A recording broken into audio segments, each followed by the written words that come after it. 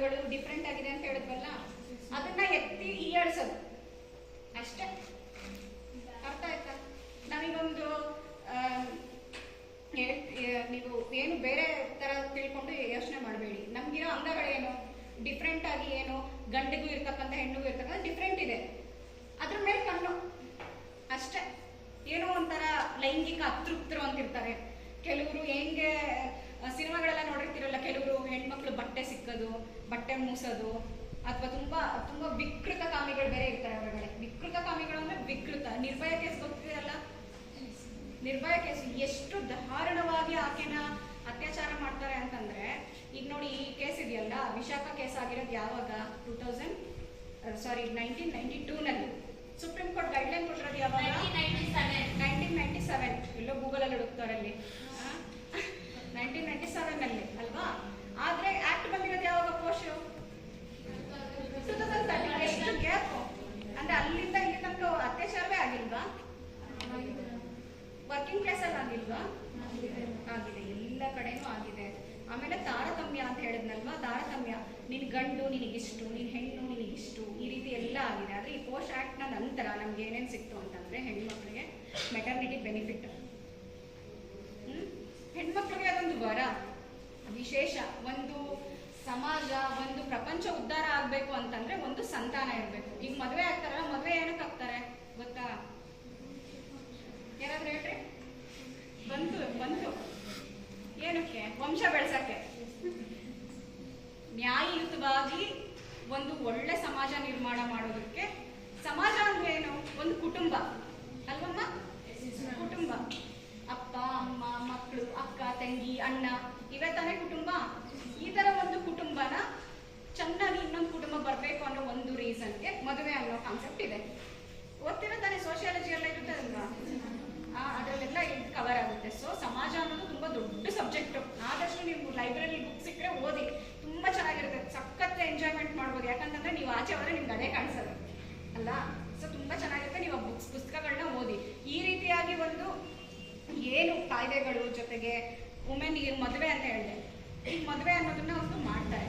ಮಾಡಿದ ನಂತರ ಅವ್ರ ಪರಿಸ್ಥಿತಿ ಏನು? ಮಾಡಿದ ನಂತರ ಅವ್ರ ಪರಿಸ್ಥಿತಿ ಏನು? ಕೆಲವರು ನೀವು ಕೆಲ್ಸಕ್ಕೆ ಹೋಗ್ತೀರಾ, ಕೆಲ್ಸಕ್ಕೆ ಹೋದಂಥ ಸಂದರ್ಭದಲ್ಲಿ ಈಗ ಮೆಟರ್ನಿಟಿ ಬೆನಿಫಿಟಿಗೆ ಬಂದೆ. ಮೆಟರ್ನಿಟಿ ಬೆನಿಫಿಟ್ ಆಕ್ಟ್ ಇದೆ, ಇಷ್ಟು ವರ್ಷ ಇರಬೇಕು, ಇಷ್ಟು ವರ್ಷಗಳ ಮೂಲಕನೇ ಇಷ್ಟು ದಿನ ಅವರಿಗೆ ರಜೆ ಕೊಡಬೇಕು, ಹೆರಿಗೆ ರಜೆ ಕೊಡಬೇಕು. ಅಕಸ್ಮಾತ್ ಅವ್ರು ಹೆರಿಗೆಗೆ ಅಂತ ರಜೆಗೆ ಹೋದ್ರೆ ಅವರಿಗೆ ಸಂಬಳ ಕೊಡಬೇಕು, ಸಂಬಳ ಕೊಡಬೇಕು ಅಂತ ಇದೆ. ಜೊತೆಗೆ ಅದಕ್ಕೂ ಮೀರಿ ಇನ್ನೊಂದು, ಪ್ರೆಗ್ನೆನ್ಸಿ ಆಗ್ತಾರೆ. ಎಷ್ಟೋ ಜನ, ನೀವು ನಿಮ್ಮ ಸಿಸ್ಟರ್ಸು ಬೇರೆಯವ್ರಿಗಿರ್ಬೋದು, ಎಷ್ಟೋ ಜನಕ್ಕೆ ಅಬಾರ್ಷನ್ ಆಗ್ತವೆ. ಕೆಲವರು ಈಗ ಹೆಣ್ಣು ಭ್ರೂಣ ಹತ್ಯೆ ತಪ್ಪು ಅಂತ ಗೊತ್ತಿದೆ ಅಲ್ಲ, ಅದು ಒಂದು ಕಾಯಿಲೆ. ಹೆಣ್ಣು ಅಂತ ಗೊತ್ತಾಗ ಈಗ ಅದೆಲ್ಲ ಸ್ವಲ್ಪ ಕಡಿಮೆ ಆಗಿದೆ. ಆದ್ರೂ ಕೂಡ ಎಲ್ಲೆಲ್ಲೋ ಹುಡುಕಿ ಹೆಣ್ಣಿದೆ ಅಂತ ಗೊತ್ತಾಗಿದ ತಕ್ಷಣ ಗರ್ಭ ತೆಗ್ಸೋದು ನೋಡ್ತಾರೆ. ಆದ್ರೆ ಆ ಹೆಣ್ಣಿಗೆ, ಹೆರ್ತಾ ಇರ್ತಕ್ಕಂಥ ಹೆಣ್ಣಿಗೆ ಇಷ್ಟ ಇದೆಯೋ ಇಲ್ವೋ ಅನ್ನೋದು ಕೂಡ ನೋಡಲ್ಲ. ಆಮೇಲೆ ಇನ್ನೊಂದು, ಇಷ್ಟ ಇಲ್ಲದೆ ಆಕೆ ಹೆರ್ತಾ ಇರ್ತಾಳೆ ಅನ್ಕೊಳ್ಳಿ, ತೀರಾ ಈಗೊಂದು 18 ವರ್ಷಕ್ಕೆ ಮದುವೆ ಮಾಡ್ಬಿಡ್ತಾರೆ, ತುಂಬಾ ವೀಕ್ ಇರ್ತಾರೆ. 18 ವರ್ಷಕ್ಕೆ ಮದುವೆ ಮಾಡ್ಬಿಡ್ತಾರೆ, ತುಂಬಾ ವೀಕ್ ಇರ್ತಾರೆ. ಮಾರನೇ ವರ್ಷನೇ ಆಕೆಗೆ ಗರ್ಭ ನಿಲ್ಲುತ್ತೆ. ಆಕೆಗೆ ಹೇಳ್ತಾರೆ ಡಾಕ್ಟರ್, ನಿಮ್ ಕೈಲಿ ಆಗಲ್ಲ, ಅವ್ರಿಗೆ ಬಿಡಿ, ಅವ್ರಿಗೆ ಮಗು ತೆಗ್ಸಿ ಆಗೋದಿಲ್ಲ ಅಂತ ಹೇಳಿ.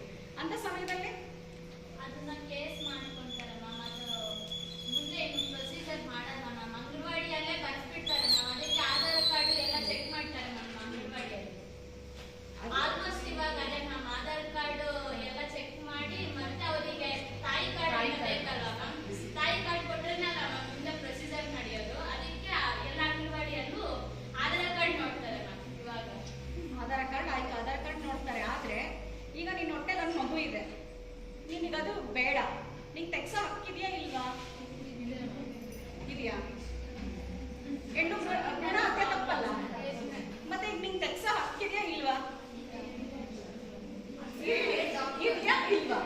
ಅದು ಡಾಕ್ಟರ್ ಮೇಲೆ ಡಿಪೆಂಡ್ ಆಗುತ್ತಲ್ವಾ ಮ್ಯಾಮ್.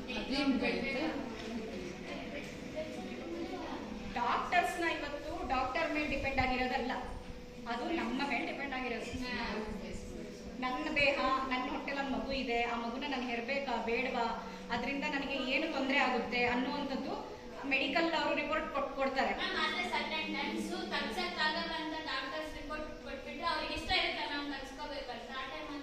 ತೆಗ್ಸೋ ಟೈಮಲ್ಲಿ ಮಾತ್ರ ತೆಗಿಸ್ಬೇಕು.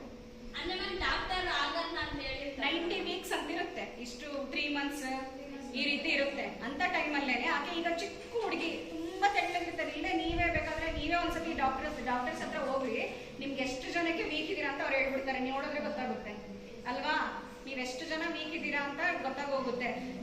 ಕಾಲೇಜಿಗೆ ಬರೋ ಮಕ್ಕಳಂತೂ ಊಟ ತಿಂಡಿ ಮಾಡೋದೇ ಇಲ್ಲ ಅಲ್ಲ, ದೇವ್ರ ಮಕ್ಕಳು ಅವರು, ದೇವ್ರ ಮಕ್ಕಳು ಮಾಡೋದೇ ಇಲ್ಲ. ಬೈತಿ ಮೇಡಮ್ ನಾವು ತುಂಬಾ ಹಂಗೆ ಬರೋದು. ಅದು ಹೇಳಿದ್ನಲ್ಲ, ಅದು ಏನ್ ಗೊತ್ತಾ, ನನ್ನ ಕಾಲೇಜ್ ಅಂತ ಒಂಥರ ಹೆಮ್ಮೆ.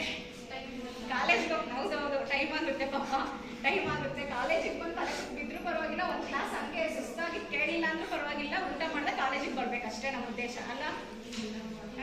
ಈ ತರ ಇರುತ್ತೆ. ಆದ್ರೆ ಹೆಣ್ಣು ಮಕ್ಕಳು ಹೊಟ್ಟೆಲಿದ್ದಂಗೆನೆ ಭ್ರೂಣ ಹತ್ಯೆ ಮಾಡೋದು ಮಹಾಪಾಪ. ಆದ್ರೆ ಹೆಣ್ಣು ಮಕ್ಕಳಿಗೆ ಒಂದು ವಿಶೇಷವಾದ ಹಕ್ಕನ್ನ ಕೊಟ್ಟಿದ್ದಾರೆ. ಯಾಕಂತಂದ್ರೆ ಆಕೆ ದೇಹ, ಆಕೆ ಇಷ್ಟ ಅಂದ್ರೆ ಇಷ್ಟ ಬಂದಂಗೆಲ್ಲ ಅಲ್ದಲೇ ಇದ್ರೂ ಕೂಡ ಆಕೆಯ ದೇಹಕ್ಕೆ ಬಹಳ ಎಫೆಕ್ಟ್ ಆಗ್ತಾ ಇದೆ ಅಂತ ಅಂದಾಗ, ಈಗ ಮೊನ್ನೆ ನಾನೊಂದು ಸಿನಿಮಾ ನೋಡಿದೆ, ಯಾವ್ದು ಹಿಂದಿಯಲ್ಲಿ ನೆಕ್ಸ್ಟ್ ಅಂತ ಏನೋ ಒಂದು ಸಿನಿಮಾ ಇದೆ. ಐ ಆಮ್ ದ ನೆಕ್ಸ್ಟ್, ಬೇಕಾದ್ರೆ ಬರ್ಕೊಂಡು ನೀವು ನೋಡ್ಕೊಳ್ಳಿ. ಐ ಆಮ್ ದ ನೆಕ್ಸ್ಟ್ ಅಂತ ಅತ್ಯಾಚಾರಕ್ಕೆ ಒಳಗಾಗಿರ್ತಕ್ಕಂಥ ಒಂದು ಹುಡುಗಿ ಸುಮಾರು ನಿಮ್ಮೇಜ್ ಇರ್ತಕ್ಕಂಥ ಒಂದು ಹುಡುಗಿ ಅತ್ಯಾಚಾರಕ್ಕೆ ಒಳಗಾಗಿರ್ತಾಳೆ. ಆಕೆ ಅತ್ಯಾಚಾರಕ್ಕೆ ಒಳಗಾಗಿದ ನಂತರ ಆಕೆಯ ಪರಿಸ್ಥಿತಿ, ಆಕೆ ಪ್ರೆಗ್ನೆಂಟ್ ಆಗ್ತಾಳೆ. ಆಕೆ ಪ್ರೆಗ್ನೆಂಟ್ ಆದ ನಂತರ ಆಕೆ ಪರಿಸ್ಥಿತಿ ಏನಿರುತ್ತೆ, ಆ ಮಗುವನ್ನ ತೆಗೆಸ್ಬೇಕು ಅಂತ ಹೇಳಿ ಕಾನೂನುಬದ್ಧವಾಗಿ ಹೋರಾಟ ಮಾಡ್ತಾಳೆ. ಆ ಸಿನಿಮಾ ನೋಡಿ ನೀವು, ಕಾನೂನುಬದ್ಧವಾಗಿ ಹೋರಾಟ ಮಾಡಿ ಕಡೆಗೆ ತೆಗ್ಸಕ್ಕೆ ಆಗಲ್ಲ. ಆದ್ರೆ ಈಗ ನಾವು ಏನಾದ್ರೂ ಹೋರಾಟ ಮಾಡ್ಬೋದು, ಟೈಮ್ ನಿಲ್ಲುತ್ತಾ, 99 months ಹೋಗೇ ಬಿಡುತ್ತಾ. ಆದ್ರೂ ಅಲ್ಲಿ ತನಕ ಬಂದಾಗ ಕಾನೂನಿನ ಮೂಲಕ ಅದನ್ನ ಹೋರಾಟ ಮಾಡಿ ಅದನ್ನ ತೆಗ್ಸೋದ್ರಲ್ಲಿ ಸಕ್ಸಸ್ಫುಲ್ ಆಗ್ತಾಳೆ. 15-16 ವರ್ಷದ ಹುಡುಗಿ ಪ್ರೆಗ್ನೆಂಟ್ ಆದ್ರೆ ಇರಕ್ಕಾಗುತ್ತಾ? ಅವ್ರಿಗೆ ಬದುಕಕ್ ಬರಲ್ಲ, ಇನ್ನ ಮನೆ ಬದುಕಿಸ್ತಾರ? ಸೊ ಇದು ಯಾವ ರೀತಿಯಾಗಿದೆ ಅಂತ ಹೇಳಿ ನೀವು ಅದು ಖಂಡಿತ ಕೆಲವೊಂದು ವಿಚಾರಗಳನ್ನ ತುಂಬಾ ಚೆನ್ನಾಗಿ ಸ್ಪಷ್ಟವಾಗಿ ಇದರಲ್ಲಿ ಹೇಳಿದ್ದಾರೆ. ಸೊ ಹಂಗಾಗಿ ನೀವು ಆ ಸಿನಿಮಾಗಳನ್ನ, ಕೆಲವೊಂದು ವಿಚಾರಗಳನ್ನ ನೀವು ಅದರಲ್ಲಿ ನೋಡಿ ತಿಳ್ಕೊಳ್ಬೇಕಾಗುತ್ತೆ. ಮತ್ತೆ ಇದೊಂದು ಈ ಪೋಸ್ಟ್ ಆಕ್ಟ್ ಬಂದಲ್ಲ, ಈ ಪೋಸ್ಟ್ ಆಕ್ಟ್ ಬಂದ ನಂತರ ಮೆಟರ್ನಿಟಿ ಲೀವ್ ಕೊಡಬೇಕು ಒಂದಾಯ್ತಾ. ಮತ್ತೆ ಅಲ್ಲೂ ಕೂಡ 10 ಜನ, ಮತ್ತೆ ಇದನ್ನೆಲ್ಲ ಎಲ್ಲೆಲ್ಲಿ ಗೌರ್ಮೆಂಟ್ಗೆ ಮಾತ್ರ ಅಪ್ಲೈನ, ಈಗ ಕೆಲಸ ಮಾಡ್ತಾ ಇರ್ತಾರೆ, ಗಾರ್ಮೆಂಟ್ಸ್ಗೆ ಹೋಗ್ತಾರೆ, ಹೂ ಮಾಡ್ತಾರೆ, ಎಷ್ಟು ಕೆಲಸ ಇದೆ ಹೊರಗಡೆ ಹೋದ್ರೆ ಎಷ್ಟೊಂದು ಕೆಲಸ ಇದೆ. ಗೌರ್ಮೆಂಟ್ ಕೆಲಸ ಆಗಿರ್ಬೋದು, ಇನ್ನೊಂದು ಕೆಲಸ ಆಗಿರ್ಬೋದು, ಪ್ರೈವೇಟ್ ಕೆಲಸ ಆಗಿರ್ಬೋದು, ಸಣ್ಣ ಪುಟ್ಟ ಕೆಲಸ ಎಲ್ಲಿ ಬೇಕಾದ್ರೂ ಆಗಿರ್ಬೋದು. ಗೌರ್ಮೆಂಟ್ ಮತ್ತೆ ಪ್ರೈವೇಟ್ ಆಗಿರ್ಬೋದು, NGOಗಳಲ್ಲಿ ಕೆಲಸ ಮಾಡಿರೋ ಅವರು ಆಗಿರ್ಬೋದು, ಅವರಿಗೆ 10 ಜನಕ್ಕಿಂತ ಮೇಲ್ಪಟ್ಟ ಏನಾದ್ರೂ ಅಲ್ಲಿ ಹೆಣ್ಮಕ್ಳು ವರ್ಕ್ ಮಾಡ್ತಾ ಇದ್ರೆ ಕಂಪಲ್ಸರಿಯಾಗಿ ಒಂದು ಕಮಿಟಿಯನ್ನ ಮಾಡ್ಬೇಕು. ಈ ಮಾಡಿದಾರಲ್ಲ, ಈ ತರ ಕಮಿಟಿ ಒಂದು ಇರ್ಬೇಕಾಗುತ್ತೆ. ಇದು ಯಾಕೆ ಹೇಳ್ತೀವಿ ಅಂದ್ರೆ, ನಾಳೆ ದಿನ ನೀವು ಕೆಲ್ಸಕ್ಕೆ ಹೋದಂತ ಸಂದರ್ಭದಲ್ಲಿ ಅಲ್ಲಿ ನಿಮ್ಗೆ ಇರಬೇಕು, ಈ ಅವೇರ್ನೆಸ್ ಇರಬೇಕು. ಇದೆಯಾ ಫಸ್ಟ್ ತಿಳ್ಕೊಳ್ಬೇಕು, ಇಲ್ಲ ಅಂದ್ರೆ ಮಾಡಿ ಅನ್ಬೇಕು. ಅರ್ಥ ಆಯ್ತಾ? ಈಗ ನೀವೇ ಒಂದು 4 ಜನ ಎಲ್ಲಾದ್ರೂ ಹೋಗ್ತೀರಾ, ಅಲ್ಲಿ 4 ಜನ ಹೋದಾಗ ಇಲ್ಲಿ ನಡೀತಾ ಇದೆಯಾ, ಇಲ್ಲಿದೆಯಾ ಕಮಿಟಿ ಇಡಿ ಅಂತ ಹೇಳ್ಬೇಕು. ಆಮೇಲೆ ಅದಕ್ಕೆ ಯಾರ್ಯಾರ ಕಮಿಟಿ ಮೆಂಬರ್ಸ್ ಇದ್ದಾರೆ ಅಂತ ಇಟ್ಕೋಬೇಕು. ಯಾಕಂತಂದ್ರೆ ಈಗ ಸುಮ್ನೆ ಹೇಳ್ತೀವಿ, ಈಗ ಸರ್ ಇರ್ತಾರೆ, ಇಲ್ಲಿ ಹೇಳ್ಕೊಳಕ್ ಆಗಲ್ಲ ಎಷ್ಟೊಂದು. ಈ ಸರ್ವೆ ನಿಮಗೆ ತೊಂದರೆ ಕೊಡ್ತಿದ್ದಾರೆ ಅನ್ಕೊಳ್ಳಿ, ಈಗ ಸರ್ವೆ ಕಮಿಟಿಲಿ ಇರ್ತಾರೆ, ಸರ್ ಹತ್ರನೇ ಹೋಗಿ ಕಂಪ್ಲೇಂಟ್ ಹೇಳಕ್ಕಾಗುತ್ತಾ? ಇಲ್ಲ ತಾನೆ.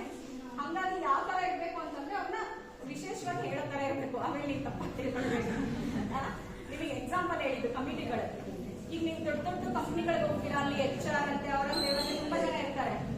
ಈಗ ಆಫೀಸ್ನ ಮೇಲುಸ್ತುವಾರಿ ಯಾರು ನೋಡ್ಕೊಂತಿರ್ತಾರೆ, ಅವರೇ ಇರ್ತಾರೆ, ಅವರೇ ತೊಂದರೆ ಕೊಡ್ತಾ ಇರ್ತಾರೆ, ಅವ್ರ ಹತ್ರ ನಾವು ಹೇಳ್ಕೊಳಕ್ಕಾಗುತ್ತಾ? ಸೊ ಆ ತರ ನಾನು ಹೇಳಿದ್ದು. ಸೊ ಈ ರೀತಿ ಇರ್ಬೇಕಾದ್ರೆ ನಾವು ತುಂಬಾ ಅವೇರ್ನೆಸ್ ಆಗಿರ್ಬೇಕಾಗುತ್ತೆ. ಹೆದರ್ಕೊಳ್ಬಾರ್ದು. ಬದುಕೋದಕ್ಕೆ ಒಂದು ಕೆಲಸ ಇರಬೇಕು ಅಂತಂದ್ರೆ ನಾವು ಬದುಕೋದಕ್ಕೆ ಕೆಲಸ ಮಾಡಬೇಕು, ನ್ಯಾಯಯುತವಾಗಿ ಕೆಲಸ ಮಾಡಬೇಕು, ನೈತಿಕತೆ ಇಟ್ಕೊಂಡು ಕೆಲಸ ಮಾಡಬೇಕಾಗುತ್ತೆ. ಅರ್ಥ ಆಗಿದೆ ಅಲ್ವಾ ನಿಮ್ಗಿದು? ಮತ್ತೆ ಎಲ್ಲಾ ಕಡೆನೂ ಕಮಿಟೀಸ್ ಇರಬೇಕು, ಆಂತರಿಕ ಕಮಿಟೀಸ್ ಪ್ರತಿಯೊಂದು ಕಡೆನೂ ಇರಬೇಕು. ನೀವು ಅದನ್ನು ಹೋಗ್ತಿದ್ದಂಗೆ ಅರ್ಥ ಮಾಡ್ಕೊಳ್ಬೇಕಾಗುತ್ತೆ.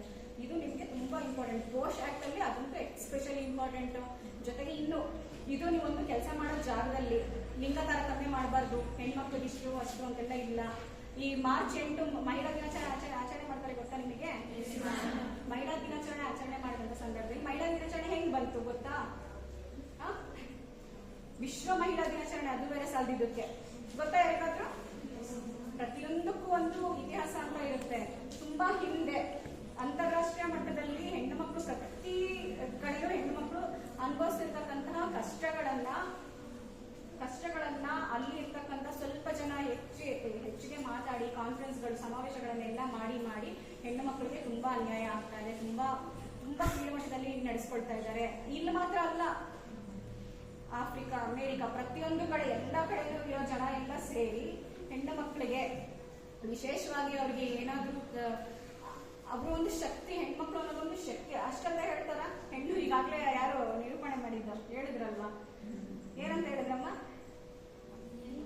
ಹೆಣ್ಣು ಸಮಾಜದ ಕಣ್ಣು ಅಲ್ವಾ? ಯಾಕೆ ಹೇಳ್ತಾರೆ? ಮತ್ತೆ ಕಣ್ಣಂತಾರೆ, ಕಣ್ಣನ್ನೇ ಕೀಳಕ್ ಬರ್ತಾರಲ್ಲ. ಪ್ರಶ್ನೆ ಬಂದಿಲ್ಲ ನಿಮಗೆ? ಮೇಡಮ್ ಸ್ಟಾರ್ಟಿಂಗ್ ಹೇಳಿದ್ರು ಎತ್ರ ನಾರ್ಯಂತ ಪೂಜ್ಯಂತೆ ಮಂತೆ ತತ್ರ ದೇವತಃ ಅಂತ ಅಲ್ವಾ? ಏನಂತಂದ್ರೆ ಹೆಣ್ಣು ಮಕ್ಕಳು ಎಲ್ಲಿ ಸಂತೋಷವಾಗಿ ಖುಷಿಯಾಗಿ ಇರ್ತಾರೋ ಅಲ್ಲಿ ದೇವತೆಗಳೆಲ್ಲ ಬಂದಿರ್ತಾರೆ. ಆದ್ರೆ ಇಲ್ಲಿ ನೋಡಿದ್ರೆ ದಿನೇ ದಿನೇ ದಿನೇ ದಿನೇ ಕಣ್ಣೀರ್ ಹಾಕಿಸ್ತಾ ಇರ್ತಾರೆ. ನಮ್ಮ ದೇಶದಲ್ಲಿ ದೇವರಿದಾರ ಹಂಗಾದ್ರೆ ಇದೆಯಾ? ಎಲ್ಲಿದೆ? ಒಂದಕ್ಕೊಂದು ತಾಳೆ ಆಗಲ್ಲ. ಆದ್ರೆ ಇದೆಲ್ಲ ಯಾವಾಗ ಸಾಧ್ಯ ಆಗುತ್ತೆ ಅಂತಂದ್ರೆ ನಮ್ಮನ್ನ ನಾವು ತಿದ್ಕೊಂಡಾಗ, ನಮ್ಮನ್ನ ನಾವು ತಿಳ್ಕೊಂಡಾಗ. ಈಗ ಇಷ್ಟು ಕಾನೂನು ಅರ್ಥ ಆಯ್ತಲ್ವಾ ನಿಮ್ಗೆ? ಮತ್ತೆ ಇನ್ನೊಂದು, ಫಸ್ಟ್ ನಿಮ್ಗೆ ಇಮಿಡಿಯೇಟ್ ಮದುವೆ ಮಾಡಕ್ ಶುರು ಮಾಡ್ಬಿಡ್ತಾರೆ ಅನ್ಕೊಳ್ಳಿ, ಕಾಲೇಜಿಂದ ಆಚೆ ಹೋಗ್ತಾ. ಅಲ್ಲಿ ನೀವು ಪ್ರೊಟೆಸ್ಟ್ ಮಾಡ್ಬೇಕಾಗುತ್ತೆ. ಪ್ರೊಟೆಸ್ಟ್ ಮಾಡ್ಬೇಕು ಅಂತಂದ್ರೆ ಹೊರಗಡೆ ಹೆಂಗಿರುತ್ತೆ ಅಂದ್ರೆ, ನಿಮ್ಮನ್ನ ಮದುವೆ ಮಾಡ್ಕೋಬೇಡಿ ಅಂತ ನಾನು ಹೇಳಕ್ಕಾಗಲ್ಲ. ನಿಮ್ಮನ್ನ ಇಷ್ಟವಿಲ್ಲದೆ ಮದುವೆ ಮಾಡ್ತಾರಲ್ಲ ಅಂತ ಮದುವೆಗಳಿಗೆ ನಾವು ಹೇಳ್ತಾ ಇರೋಂಥದ್ದು. ಯಾಕಂತಂದ್ರೆ ಒಂದು ಇವತ್ತಿನ ದಿನದಲ್ಲಿ ಹೆಣ್ಮಕ್ಳು ಬಹಳ ಸ್ಟ್ರಾಂಗ್ ಆಗಿ ಹೊರಗಡೆ ಹೋಗಿ ನಿಂತ್ಕೊಳ್ಳೋ ಅಂತ ಸಂದರ್ಭ. ಯಾರು ಇವತ್ತು ಡಿಪೆಂಡ್ ಆಗಲ್ಲ ಹೆಣ್ಮಕ್ಳು. ಎಲ್ಲ ಕಡೆ ಹುಡುಗರು ನೋಡ್ತಾರೆ. ಇನ್ನು ಹೇಳ್ಬೇಕು ಅಂತಂದ್ರೆ ನಮ್ಮ ಬ್ಯಾಚ್ಗಳಲ್ಲಿ ಪಾಪ ಹುಡುಗರು ಎಷ್ಟು ಜನ ವೆಯ್ಟ್ ಮಾಡ್ತಾ ಇದಾರೆ, ಇನ್ನು ಎಲ್ಲೂ ಹೆಣ್ಮಕ್ಳು ಸಿಗ್ತಿಲ್ಲ. ಯಾಕೆ? ಎಲ್ಲ ಓದ್ಕೊಂಡ್ಬಿಟ್ಟಿದ್ದಾರೆ, ಓದೋಗ ಹುಡುಗರು ಕೇಳ್ತಾರೆ ಅಂತ. ಈ ತರ ಮಾತಾಡಿದಾಗ ಏನ್ ಮಾಡ್ತಾರೆ ಅಂತಂದ್ರೆ, ನೋಡಪ್ಪ ಹೆಣ್ಮಕ್ಳು ಓದ್ಸೋದೇ ತಪ್ಪಾಯ್ತು ಅಂತಾರೆ ಅಲ್ವಾ? ಆದ್ರೆ ಅಂತ ಸಂದರ್ಭಕ್ಕಿಂತ ನಾವು ಚೆನ್ನಾಗಿ ಓದಿ ನಮ್ಮ ಕಾಲ ಮೇಲೆ ನಿಂತ್ಕೊಳ್ತೀವಲ್ಲ, ಅದು ಬಹಳ ಮುಖ್ಯ. ಆಮೇಲೆ ಇನ್ನೊಂದು ತುಂಬಾ ಇಂಪಾರ್ಟೆಂಟ್ ಆಗಿ ಈ ವಯಸ್ಸಿನಲ್ಲಿ ನಿಮಗೆ ಅಟ್ರಾಕ್ಷನ್ಸ್, ಎಸ್ಪೆಷಲಿ ಅಟ್ರಾಕ್ಷನ್ಸ್ ತುಂಬಾ ಚೆನ್ನಾಗಿರುತ್ತಲ್ಲ. ಇಲ್ಲಿ ಯಾರು ಫೇವ್ರೇಟ್ ಹೀರೋ ಇಲ್ಲಿ ಜಾಸ್ತಿ? ಎಲ್ಲ ಕನ್ನಡ ಸಿನಿಮಾ ನೋಡ್ತೀರಾ, ತೆಲುಗು ಸಿನಿಮಾ ನೋಡ್ತೀರಾ? ಎರಡು ಯಾರು ತುಂಬಾ ಫೇವ್ರೇಟ್? ಯಾರು ನಿಮ್ಮಪ್ಪ? ಆಯ್ತು, ಸಿನಿಮಾ ನೋಡಲ್ಲ ಹಾಗಾದ್ರೆ? ಯಾರು ಸಿನಿಮಾ ಜಾಸ್ತಿ ನೋಡ್ತೀರಾ? ಎಂಟರ್ಟೈನ್ಮೆಂಟ್. ಯಾರಾದ್ರೂ ಒಬ್ರು ಇಷ್ಟ ಆಗ್ತಾರಲ್ಲ ನೋಡಿದ್ರೆ, ಇವ್ರು ಆಕ್ಟಿಂಗ್ ಚೆನ್ನಾಗಿ ಮಾಡ್ತಾರೆ ಆಗ್ತಾರೆ, ಇಲ್ಲ ಆಗ್ತಾರಲ್ಲ? ಯಾರಿಗಾದ್ರೂ ಒಬ್ರು ಇಷ್ಟ ಆಗೇ ಆಗ್ತಾರೆ, ನೋಡ್ತೀವಿ, ಕ್ರಶ್. ಸುಮ್ನೆ ನೋಡಿದ್ರೆ ಖುಷಿ ಆಗುತ್ತೆ ನಮ್ಮ Pawan Kalyan cinema, Ram Charan cinema, Chiranjeevi cinema. ನಿಮ್ಮ ಡಿ ಇಲ್ಲ ಅಂತಂದ್ರೆ ನಿಮ್ಮ ಅಮ್ಮಂದಿರ್ಬೇಕು, ನಿಮ್ಮ ಅಪ್ಪಂದಿಗೆ ಹೋಗಿ ಹೇಳಿ. ಚಿರಂಜೀವಿ ಸಿನಿಮಾಗಳಂದ್ರೆ ಎಲ್ಲ ನೋಡ್ತಾರ ಇಲ್ಲ? ಹೇಗ್ ಗೊತ್ತಾ? ಅದೆಲ್ಲ ಒಂಥರ ಕ್ರಶ್, ತುಂಬಾ ಇಷ್ಟ ನಮಗೆ ಅಂತ. ಕ್ರಶ್ ಅಂದ್ರೆ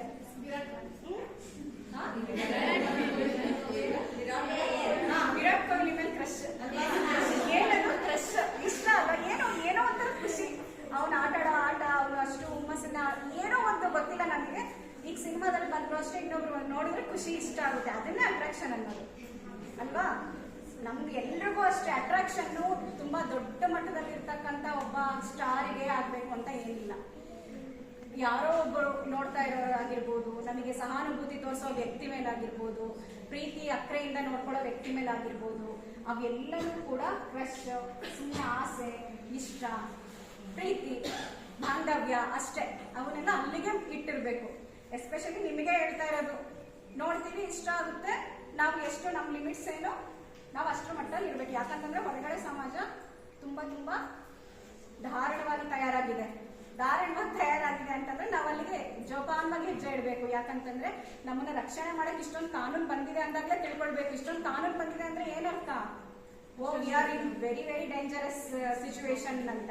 ಸೊ ಜೊತೆಗೆ ಕಾನೂನು ತಿಳ್ಕೊಳ್ಳೋದ್ರ ಜೊತೆಗೆ ನಿಮ್ಮನ್ನ ನೀವು ಸೇಫ್ ಮಾಡ್ಕೊಂಡು ಹೋಗ್ಬೇಕಾಗುತ್ತೆ. ಈಗ ಎಷ್ಟೊಂದು ಕಡೆಗಳಲ್ಲಿ ಹೆಣ್ಮಕ್ಳನ್ನ ಮೋಸ ಮಾಡಿ ಹೋಗೋರು ಜಾಸ್ತಿ ಇದ್ದಾರೆ. ಈಗ ಈ ವಯಸ್ಸಲ್ಲಿ 18ನೇ ವಯಸ್ಸಲ್ಲಿ ಅನ್ಕೊಳ್ಳಿ, 19ನೇ ವಯಸ್ಸಿನಲ್ಲಿ ಪ್ರೀತಿ ಮಾಡ್ಬಿಡ್ತಾರೆ.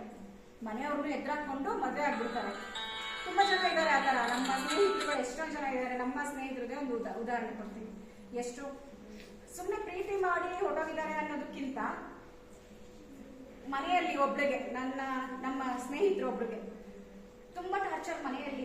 ಏನಂತಂದ್ರೆ ಮನೆಯಲ್ಲಿ ಕಷ್ಟ ಕೊಡ್ತಾ ಇದ್ದಾರೆ. ಮನೆಯಲ್ಲಿ ಟೈಮ್ ಇದೆ ಅಲ್ವಾ? ಕೇಳ್ತಿರಲ್ಲ? ಹೇಳಿ ಮೇಡಮ್, ಪರವಾಗಿಲ್ಲ. ತುಂಬಾ ಟಾರ್ಚರ್. ಏನಂತಂದ್ರೆ ಆಕೆಗೆ ಹೊರಗಡೆ ನಗು ಅಂತದ್ದು ಏನಿಲ್ಲ ಅಷ್ಟು, ಆದ್ರೆ ಮನೆಯಲ್ಲಿ ಬಡಿಯೋದು, ಬೈಯೋದು, ಗಲಾಟೆ ಮಾಡೋದು ಮನೆಯಲ್ಲಿ ಸಾಮಾನ್ಯ, ಸರ್ವೇ ಸಾಮಾನ್ಯ ಆಗಿ ಅದನ್ನ ಅವ್ರಿಗೆ ಟಾಲರೇಟ್ ಮಾಡೋಕ್ಕಾಗದೆ ಈಗ ದೊಡ್ಡ ಮಗಳು, ಚಿಕ್ಕ ಮಗಳು ಈ ತರ ಚಿಕ್ಕ ಸಣ್ಣ ಪುಟ್ಟ ವ್ಯತ್ಯಾಸಗಳು ಇಲ್ಲಿರ್ತಿರೋ ತಾನೇ ಅಕ್ಕ ತಂಗಿರಲ್ಲ. ಸಾಮಾನ್ಯವಾಗಿ ಮನೇಲಿ ಚಿಕ್ಕ ಮಕ್ಳನ್ನ ಪ್ರೀತಿ ಮಾಡೋದು, ಕೆಲವೊಂದು ಮನೇಲಿ ಚಿಕ್ಕ ಮಕ್ಳಿಗೆ ಕೀಳಾಗಿ ನೋಡೋದು, ಈ ತರ ಎಲ್ಲ ಮಾಡ್ತಾರೆ. ಆದ್ರೆ ಈ ವಯಸ್ಸಿಗೆ ನಿಮ್ಗೆ ಅರ್ಥ ಆಗಲ್ಲ. ಈ ವಯಸ್ಸಲ್ಲಿ ಇದ್ದಂತ ಒಬ್ಬ ನನ್ನ ಸ್ನೇಹಿತೆ ಪಾಪ ಅವರ ತಂದೆ ತಾಯಿ ತೋರಿಸೋ ಒಂದು ಗಲಾಟೆ ಆಗ್ಲಿ, ಇನ್ನೊಂದಾಗ್ಲಿ, ಬೇರೆ ರೀತಿ ಅವರ ನಡ್ಕೊಳ್ಳೋ ರೀತಿ ಆಗ್ಲಿ, ಹೊಡೆಯೋದು, ಈ ರೀತಿ ಎಲ್ಲಾನು ತಡೆಯಕ್ಕಾಗದೆ ಮನೆಯಿಂದ ಬಂದ್ಬಿಡ್ತಾಳೆ, ಹೊರಗಡೆಯಿಂದ ಬಂದ್ಬಿಡ್ತಾಳೆ. ಹೊರಗಡೆಯಿಂದ ಬಂದು ಎಲ್ಲ ಹುಡುಕ್ತಾರೆ. ನಮಗೇನು ಜೊತೆಯಲ್ಲಿ ನಮ್ಮ ಸ್ನೇಹಿತರಿಗೆಲ್ಲ ಮಾಡಿದ್ದು ಒಳ್ಳೇದಾಯ್ತು, ಅವ್ರ ಅಪ್ಪ ಅಮ್ಮ ಏನು ಹೊಡಿತಾ ಇದ್ರು ಗೊತ್ತಾ, ಅವಳಿಗೆ ಟಾರ್ಚರ್ ಕೊಡ್ತಾ ಇರೋದು ಅಂದ್ರೆ ಅಷ್ಟಿಷ್ಟು ಕೊಡ್ತಾ ಇಲ್ಲ, ಅವಳಿಗೆ ಆಗ್ಬೇಕಾಗಿತ್ತು ಹಂಗೆ ಹಿಂಗೆ, ಅವಳು ಸದ್ಯ ಹೊರಗಡೆ ಹೋಗಿದ್ದು ಒಳ್ಳೇದಾಯ್ತು ಅಂತ ಕೆಲವರು. ಸ್ವಲ್ಪ ದೊಡ್ಡವ್ರು ಏನ್ ಮಾಡ್ತಾರೆ, ಇಂಥವೆಲ್ಲ ಏನ್ ಮಾಡ್ತಾರೆ ಕೇಳಿದ್ರೆ, ಸೊ ಅವ್ಳಿಗೆ ಅರ್ಥ ಆಗಲ್ವಪ್ಪ, ಮನೇಲಿ ಇರ್ಬೇಕಾಗಿತ್ತು ಅಂತ ಹೇಳ್ತಾರೆ. ಬಟ್ ಏನಾಗುತ್ತೆ ಅಂತಂದ್ರೆ ಅದಾದ ನಂತರ ಆಕೆ ಒಂದ್ ಕಡೆ ಹೋಗ್ತಾಳೆ, ಕೆಲ್ಸಕ್ಕೆ ಸೇರ್ಕೊಂತಾರೆ, ಯಾರೋ ಒಬ್ರು ಸಿಗ್ತಾರೆ. ಅಂತ ಟೈಮಲ್ಲಿ ಮನೆಗೆ ಹೋದ್ರೆ ಅಪ್ಪ ಅಮ್ಮ ಪ್ರೀತಿ ತೋರಿಸ್ತಾರೆ ತಾನೆ, ಒಡೆದ್ರು ಬಡದ್ರು ರಾತ್ರಿ ಊಟ ಹಾಕ್ತಾರೆ ತಾನೆ, ಮಲ್ಗಕ್ ಜಾಗ ಕೊಡ್ತಾರೆ ತಾನೆ, ಚೆನ್ನಾಗಿ ಹೊಡೆದ್ ಗಾಯ ಆದ್ರೂ ಬಂದು ಮುಲಾಮ್ ಹಚ್ಕೊಂಡು ಬಾ ಅಮ್ಮ ಸಾರಿ ಹೋಗ್ಲಿ ಬಾರಮ್ಮ ತಿನ್ಬಾರಮ್ಮ ಅಂತಾರೆ. ಒಂದಿನ 2 ದಿನ ಜಾಸ್ತಿ ಗಲಾಟೆ ಮಾಡ್ಬೋದು ಅಷ್ಟೇ. ಬಟ್ ಆಕೆ ಪೂರ್ತಿ ಒಂಟಿಯಾಗಿ ಹೋಗ್ತಾಳೆ. ಅಕ್ಕ ಇಲ್ಲ ತಂಗಿಗೆ ನಿಜವಾಗ್ಲೂ ಹೇಳ್ತಿರೋ ಘಟನೆ, ಅದಕ್ಕೆ ಹೇಳ್ತಾ ಇದೀನಿ ಸ್ಪೆಷಲಿ. ಯಾಕಂತಂದ್ರೆ ನಿಮ್ಮ ವಯಸ್ಸಿನಲ್ಲಿ ಇದ್ದಂತ ಒಂದು ಹುಡುಗಿಗೆ ಆಗಿರೋ ಘಟನೆನೆ. ಆಕೆ ಹೊರಗಡೆ ಹೋಗಿ ಫೇಸ್ ಮಾಡಕ್ ಬರ್ತಾ ಇಲ್ಲ. ಈಗ ನೀವೆಲ್ಲ ಏನ್ ಅನ್ಕೊಂತೀರ, ಹೊರಗಡೆ ಹೋಗಿ ನಾನು ಒಂದು ಒಳ್ಳೆ ಕೆಲ್ಸಕ್ಕೆ ಸೇರ್ಬೇಕು ಅಂತ ಅನ್ಕೊಂತೀರ, ಸಿಗುತ್ತಾ? ಇದಕ್ಕಿದ್ದಂಗೆ ನಾನು ಹೋಗಿ ತರ ಈಗ ಅಡ್ವೊಕೇಟ್ ಆಗ್ಬೇಕು ಅಥವಾ ನಾನು ಡಾಕ್ಟರ್ ಆಗ್ಬೇಕು, ನನ್ಗೆ ಒಳ್ಳೆ ಡಿಗ್ನಿಟಿಯಲ್ಲಿ ತುಂಬಾ ಚೆನ್ನಾಗಿರ್ಬೇಕು ಅಂದ್ರೆ ಆಗುತ್ತಾ? ಇಮಿಡಿಯೇಟ್ ಸಿಗುತ್ತಾ? ವರ್ಕ್ ಮಾಡ್ಬೇಕು, ಹಾರ್ಡ್ ವರ್ಕ್ ಮಾಡ್ಬೇಕು, ತಿಳುವಳಿಕೆ ಇರ್ಬೇಕು. ಆದ್ರೆ ಅಕಸ್ಮಾತ್ ನಿಮ್ಗೆ ಅದನ್ನೆಲ್ಲ ಮಾಡಕ್ಕಾಗಲಿಲ್ಲ ಅಂದ್ರೆ ನಮ್ಮ ಪರಿಸ್ಥಿತಿ ಏನು? ಬಸ್ ಸ್ಟ್ಯಾಂಡ್ ಅಲ್ಲಿ ನೋಡಿದೀರಾ, ಎಲೆ ಮಾರ್ತಾ ಇರ್ತಾರೆ, ಹೂ ಮಾರ್ತಾ ಇರ್ತಾರೆ, ಕಸ ಗುಡಿಸ್ತಾ ಇರ್ತಾರೆ. ಇವೆಲ್ಲ ಕೆಲಸನೇ. ಬದುಕಕ್ಕೆ ಫಸ್ಟ್ ಕೆಲಸ ಬೇಕು. ಈಗ ಇದಕ್ಕಿದ್ದಾಗ ನಿಮ್ ಲೆಕ್ಚರರ್ಸ್ ತರ ಆಗೋಗ್ತೀರಾ ನೀವು? ಆಗಲ್ಲ. ಅಕಸ್ಮಾತ್ ನೀವು ಯಾವ್ದೋ ಒಂದು ಹಂತದಲ್ಲಿ ಫೈಲ್ ಆಗಿ ನಿಮ್ ಪರಿಸ್ಥಿತಿ ವಾಪಸ್ ಗಾರ್ಮೆಂಟ್ಸ್ಗೆ ಹೋಗ್ಬೇಕಾಗುತ್ತೆ, ಇನ್ನೊಂದು ಕೆಲಸ ಮಾಡ್ಬೇಕಾಗುತ್ತೆ, ಏನೋ ಒಂದ್ ಮಾಡಿ ಬದುಕಲೇಬೇಕಾಗುತ್ತೆ. ಯಾಕಂತಂದ್ರೆ ಒಂದ್ ಹಂತಕ್ಕೆ ಬಂದ್ರೆ ತಂದೆ ತಾಯಿ ನಮಗೆ ಊಟ ಹಾಕೋದಲ್ಲ, ನಾವು ತಂದೆ ತಾಯಿಗೆ ನೋಡ್ಕೋಬೇಕು. ಅಕಸ್ಮಾತ್ ಮದುವೆ ಮಾಡ್ಕೊಂಡು ಗಂಡ ಕೆಲ್ಸಕ್ಕೆ ಬರ್ಲಿಲ್ಲ ಅಂತಂದ್ರೆ ಗಂಡಂಗೂ ನಾವೇ ಊಟ ಹಾಕ್ಬೇಕು, ಹೌದಲ್ವಾ? ಸೊ ಅದಕ್ಕೋಸ್ಕರ ನಾಳೆ ದಿನ ಅಂತ ಪರಿಸ್ಥಿತಿ ಬರ್ಲಿ ಬಿಡ್ಲಿ, ಇವತ್ತೇನಾಗ್ಬೇಕು, ನಾವು ಸದೃಢರಾಗ್ಬೇಕು. ಆಕೆ ಒಂದ್ ತಪ್ಪು ಮಾಡಿ ಆಚೆ ಹೋದ್ಲು, ಏನು ಮನೆ ಬಿಟ್ಟು ನಮ್ಮ ತಂದೆ ತಾಯಿಯಿಂದ ಮನೆ ಬಿಟ್ಟು ಆಚೆ ಹೋಗಿ ಹೊರಗಡೆ ಒಂದು ಬಟ್ಟೆ ಅಂಗಡಿಗೆ ಸೇರ್ಕೊಂತಾರೆ ಕೆಲಸಕ್ಕೆ. ಏನೊಂದು 3-4 ಸಾವಿರ ಕೊಡ್ತಾ ಇರ್ತಾರೆ ಆಗಿನ ಟೈಮಲ್ಲಿ. 2 ಸಾವಿರ ಅಂದ್ರೆ ಹೆಚ್ಚಲ್ಲಿ 2 ಸಾವಿರ ಸಂಬಳಕ್ಕೆ ಸೇರ್ಕೊಂತಾಳೆ. ಅಲ್ಲಿ ಕೆಲವೊಂದು ಟಾರ್ಚರ್ಸ್, ಸೆಕ್ಷುಯಲ್ ಹರಾಸ್ಮೆಂಟ್, ಈಗ ಹೇಳಿದ್ನೆ ನಮ್ಗೆ ಸೆಕ್ಷುಯಲ್ ಯಾವ ತರ, ಒಂದು ಒಂಟಿ ಹುಡುಗಿ ಅಂತ ಗೊತ್ತಾಗಿದ ತಕ್ಷಣ ಹಿಂದೆ ಬೀಳೋದು, ಮಾತಾಡ್ಸೋದು, ಸುಮ್ಮನೆ ನಿಲ್ಲೋದು ಜೊತೆಲಿ. ಹೊರಗಡೆ ಪ್ರಪಂಚ ಏನ್ ಅನ್ಕೊಂಡ್ರೆ ಸುಮ್ಮನೆ ಜೊತೆ ನಿಲ್ಲೋದು, ಹೆಗ್ಲ ಮೇಲೆ ಕೈ ಹಾಕೋದು, ಟಚ್ ಮಾಡೋದು, ಬರೋದು, ಒಬ್ಬಳೇ ಇದೆಯಾ ಅಂತ ಫೋನ್ ನಂಬರ್ ಇಸ್ಕೊಳ್ಳೋದು, ಮಾತಾಡ್ತಾರಲ್ಲ, ಎಲ್ಲ ಸೆಕ್ಷುಯಲ್ ಹರಾಸ್ಮೆಂಟೇ. ನಿಮ್ಗೆ ಸುಮ್ಮನೆ ಏನಾದ್ರು ಅನ್ನೋದು, ಕೆಟ್ಟದಾಗ ಮಾತು, ಎಲ್ಲನೂ ಕೂಡ ಇವೆಲ್ಲ ಹರಾಸ್ಮೆಂಟೇ. ನಮ್ಗೆ ಇಷ್ಟ ಇರೋದು ಇದನ್ನ ಏನ್ ಗೊತ್ತಾ, ಈಗ ನಿರ್ಭಯ ಆಕ್ಟ್ ಆದ ನಂತರ ಕೆಲವೊಂದಿನ ತಂದಿದ್ದಾರೆ ವಯೋರಿಸಮ್ ಅಂತ ಹೇಳ್ತಾರೆ. ವಯೋರಿಸಮ್ ಅಂದ್ರೆ ಏನ್ ಗೊತ್ತಾ, ಯಾರಾದ್ರೂ ಪ್ರೈವೇಟ್ ಕೆಲಸಗಳನ್ನ ಮಾಡ್ತಿರೋ, ವಾಶ್ರೂಮ್ ಅಲ್ಲಿ ಇದ್ದಾಗ, ಬಟ್ಟೆ ಬದಲಾಯಿಸ್ತಾ ಇದ್ದಾಗ, ಬೇರೆ ಯಾರ ಜೊತೆ ಏನಾದ್ರು ಇದ್ದಾಗ ವಿಡಿಯೋ ಮಾಡೋದು, ನೋಡೋದು, ಇದೆಲ್ಲ ಒಂಥರ ವಿಕೃತ ಕಾಮಿಗಳು ಅಂತ ಹೇಳ್ತಾರೆ. ಈ ರೀತಿ ಮಾಡ್ತಾರೆ. ನಿಮ್ಮ ಹಳ್ಳಿಗಳಲ್ಲಿ ಇರ್ತಾರೆ ಇಂಥ ಜನ, ಬಯಲುಗಳಲ್ಲಿ ಇರ್ತಾವಲ್ಲ, ಬೈ ಶೌಚಾಲಯ, ಮನೆಯಲ್ಲಿ ಕಿಂಡಿ, ನೆಟ್ಟಿಗೆ ಮನೆಗಳಿಲ್ಲ, ಬಾಗಿಲು ಕಿಟಕಿ ಇಲ್ಲದೇ ಇರೋ ಜೊತೆ ಇಂಥವೆಲ್ಲ ನಡೀತವೆ. ಅವೆಲ್ಲ ಏನ್ ಗೊತ್ತಾ, ವಿಕೃತ ಸಂತೋಷ ಕೊಡಿಸುತ್ತೆ. ಹೊರಗಡೆ ಜನ ಅಷ್ಟು ಕೆಟ್ಟೋಗಿದ್ದಾರೆ, ವಿಕೃತವಾಗಿ ನೋಡ್ತಾರೆ. ಈಗ ನಾವು ಹಾಕೋ ಬಟ್ಟೆಯಿಂದ ಮಾತ್ರ ಅಲ್ಲ, ಅವ್ರ ಮನ್ಸಲ್ಲಿರೋ ಆಲೋಚನೆಗಳಿಂದ ಅವ್ರನ್ನೆಲ್ಲ ನೋಡೋದು ಅವ್ರನ್ನ. ಇನ್ನೊಂದು ಸ್ಟಾಕಿಂಗ್ ಅಂತಾರೆ. ಸ್ಟಾಕಿಂಗ್ ಅಂದ್ರೆ ಏನ್ ಗೊತ್ತಾ, ಸುಮ್ಮನೆ ಹಿಂಬಾಲಿಸೋದು ನಿಮ್ಮನ್ನ.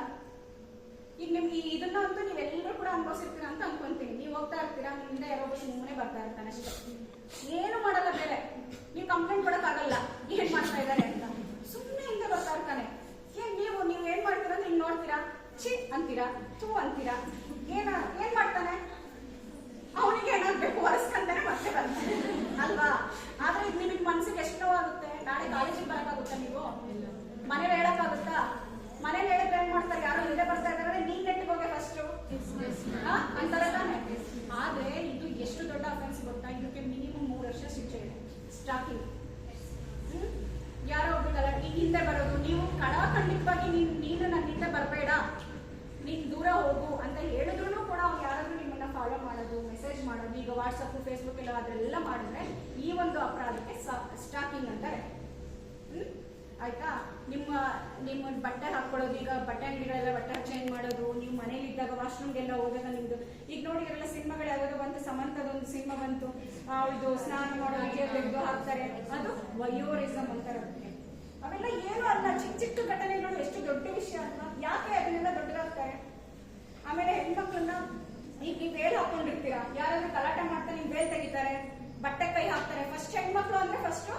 ಮರ್ಯಾದೆ ಅಂತ. ಮರ್ಯಾದೆ ಅಂದ್ರೆ ಯಾರು ಹೆಣ್ಮಕ್ಳ ಹತ್ರನೇ ಇಟ್ಟಿದ್ದಾರೆ ಎಲ್ಲ ಮರ್ಯಾದೆ ಪೂರ್ತಿ ತಂದು ಅಲ್ವಾ. ಫಸ್ಟ್ ಬಟ್ಟೆ ಕೈ ಹಾಕ್ತಾರೆ, ಕೆಟ್ಟದಾಗ ಮಾತಾಡಕ್ ಶುರು ಮಾಡ್ತಾರೆ, ಇನ್ನೇನು ಸಿಗಲ್ಲ. ಈಗ ಬೈಗುಳಗಳು ಕೇಳಿದ್ದೀರಾ? ಬೈಗುಳಗಳು ನಿಮ್ಮ ಹಳ್ಳಿಗಳ ಕಡೆ ಎಲ್ಲ ಬೈತಾರಲ್ಲ, ಫಸ್ಟ್ ಬರೋದೆಲ್ಲ ಲೇಡೀಸ್ ಹೆಸರೇ ಬರೋದು. ಅಮ್ಮ ಅಕ್ಕ ಎಲ್ಲರೂ ಬಂದ್ಬಿಡ್ತಾರೆ. ಯಾಕೆ? ಬೇರೆಯವ್ರು ಬರಲ್ವಾ? ಬರಲ್ವಾ? ಸಿಟ್ಟು ಬರಲ್ವಾ ನಿಮ್ಗೆ ಇದನ್ನೆಲ್ಲ ಕೇಳಿದ್ರೆ? ಹೊರಗಡೆ ಎಷ್ಟಿದೆ ಪ್ರಪಂಚ ಹೇಳಿ. ತಿಳುವಳಿಕೆ ಇರೋರು, ತಂದೆ ತಾಯಿ ಸಂಬಂಧದಲ್ಲಿ ಇರೋರು ಇವತ್ತು ಹೆಣ್ಮಕ್ಳ ಮೇಲೆ ಅತ್ಯಾಚಾರ ಮಾಡ್ತಾರೆ. ಹೌದಲ್ವಾ? ಏನೋ ದೊಡ್ಡ ದೊಡ್ಡ ಇನ್ಸ್ಟಿಟ್ಯೂಷನ್ ನಡೆಸ್ತಾ ಇರ್ತಾರೆ. ಮೊನ್ನೆ ಮುರುಘರಾಜೇಂದ್ರ ಸ್ವಾಮಿ ಕೇಸ್ನಲ್ಲಿ ಒಂದು ಚಿಕ್ಕ ಮಕ್ಕಳನ್ನ ಅತ್ಯಾಚಾರ ಮಾಡಿದ್ದಾರೆ ಅಂತೇಳಿ ಅರೆಸ್ಟ್ ಮಾಡಿದಾರಲ್ಲ. ನಂಬಿ ಬಿಟ್ಟಿರ್ತಾರೆ, ನಮ್ಮನೇಲೂ ಇಟ್ಕೊಳ್ದಂಗೆ ಹಾಸ್ಟೆಲ್ಗಳಲ್ಲಿ ಬಿಟ್ಟಿರ್ತಾರೆ ಮಕ್ಕಳನ್ನ.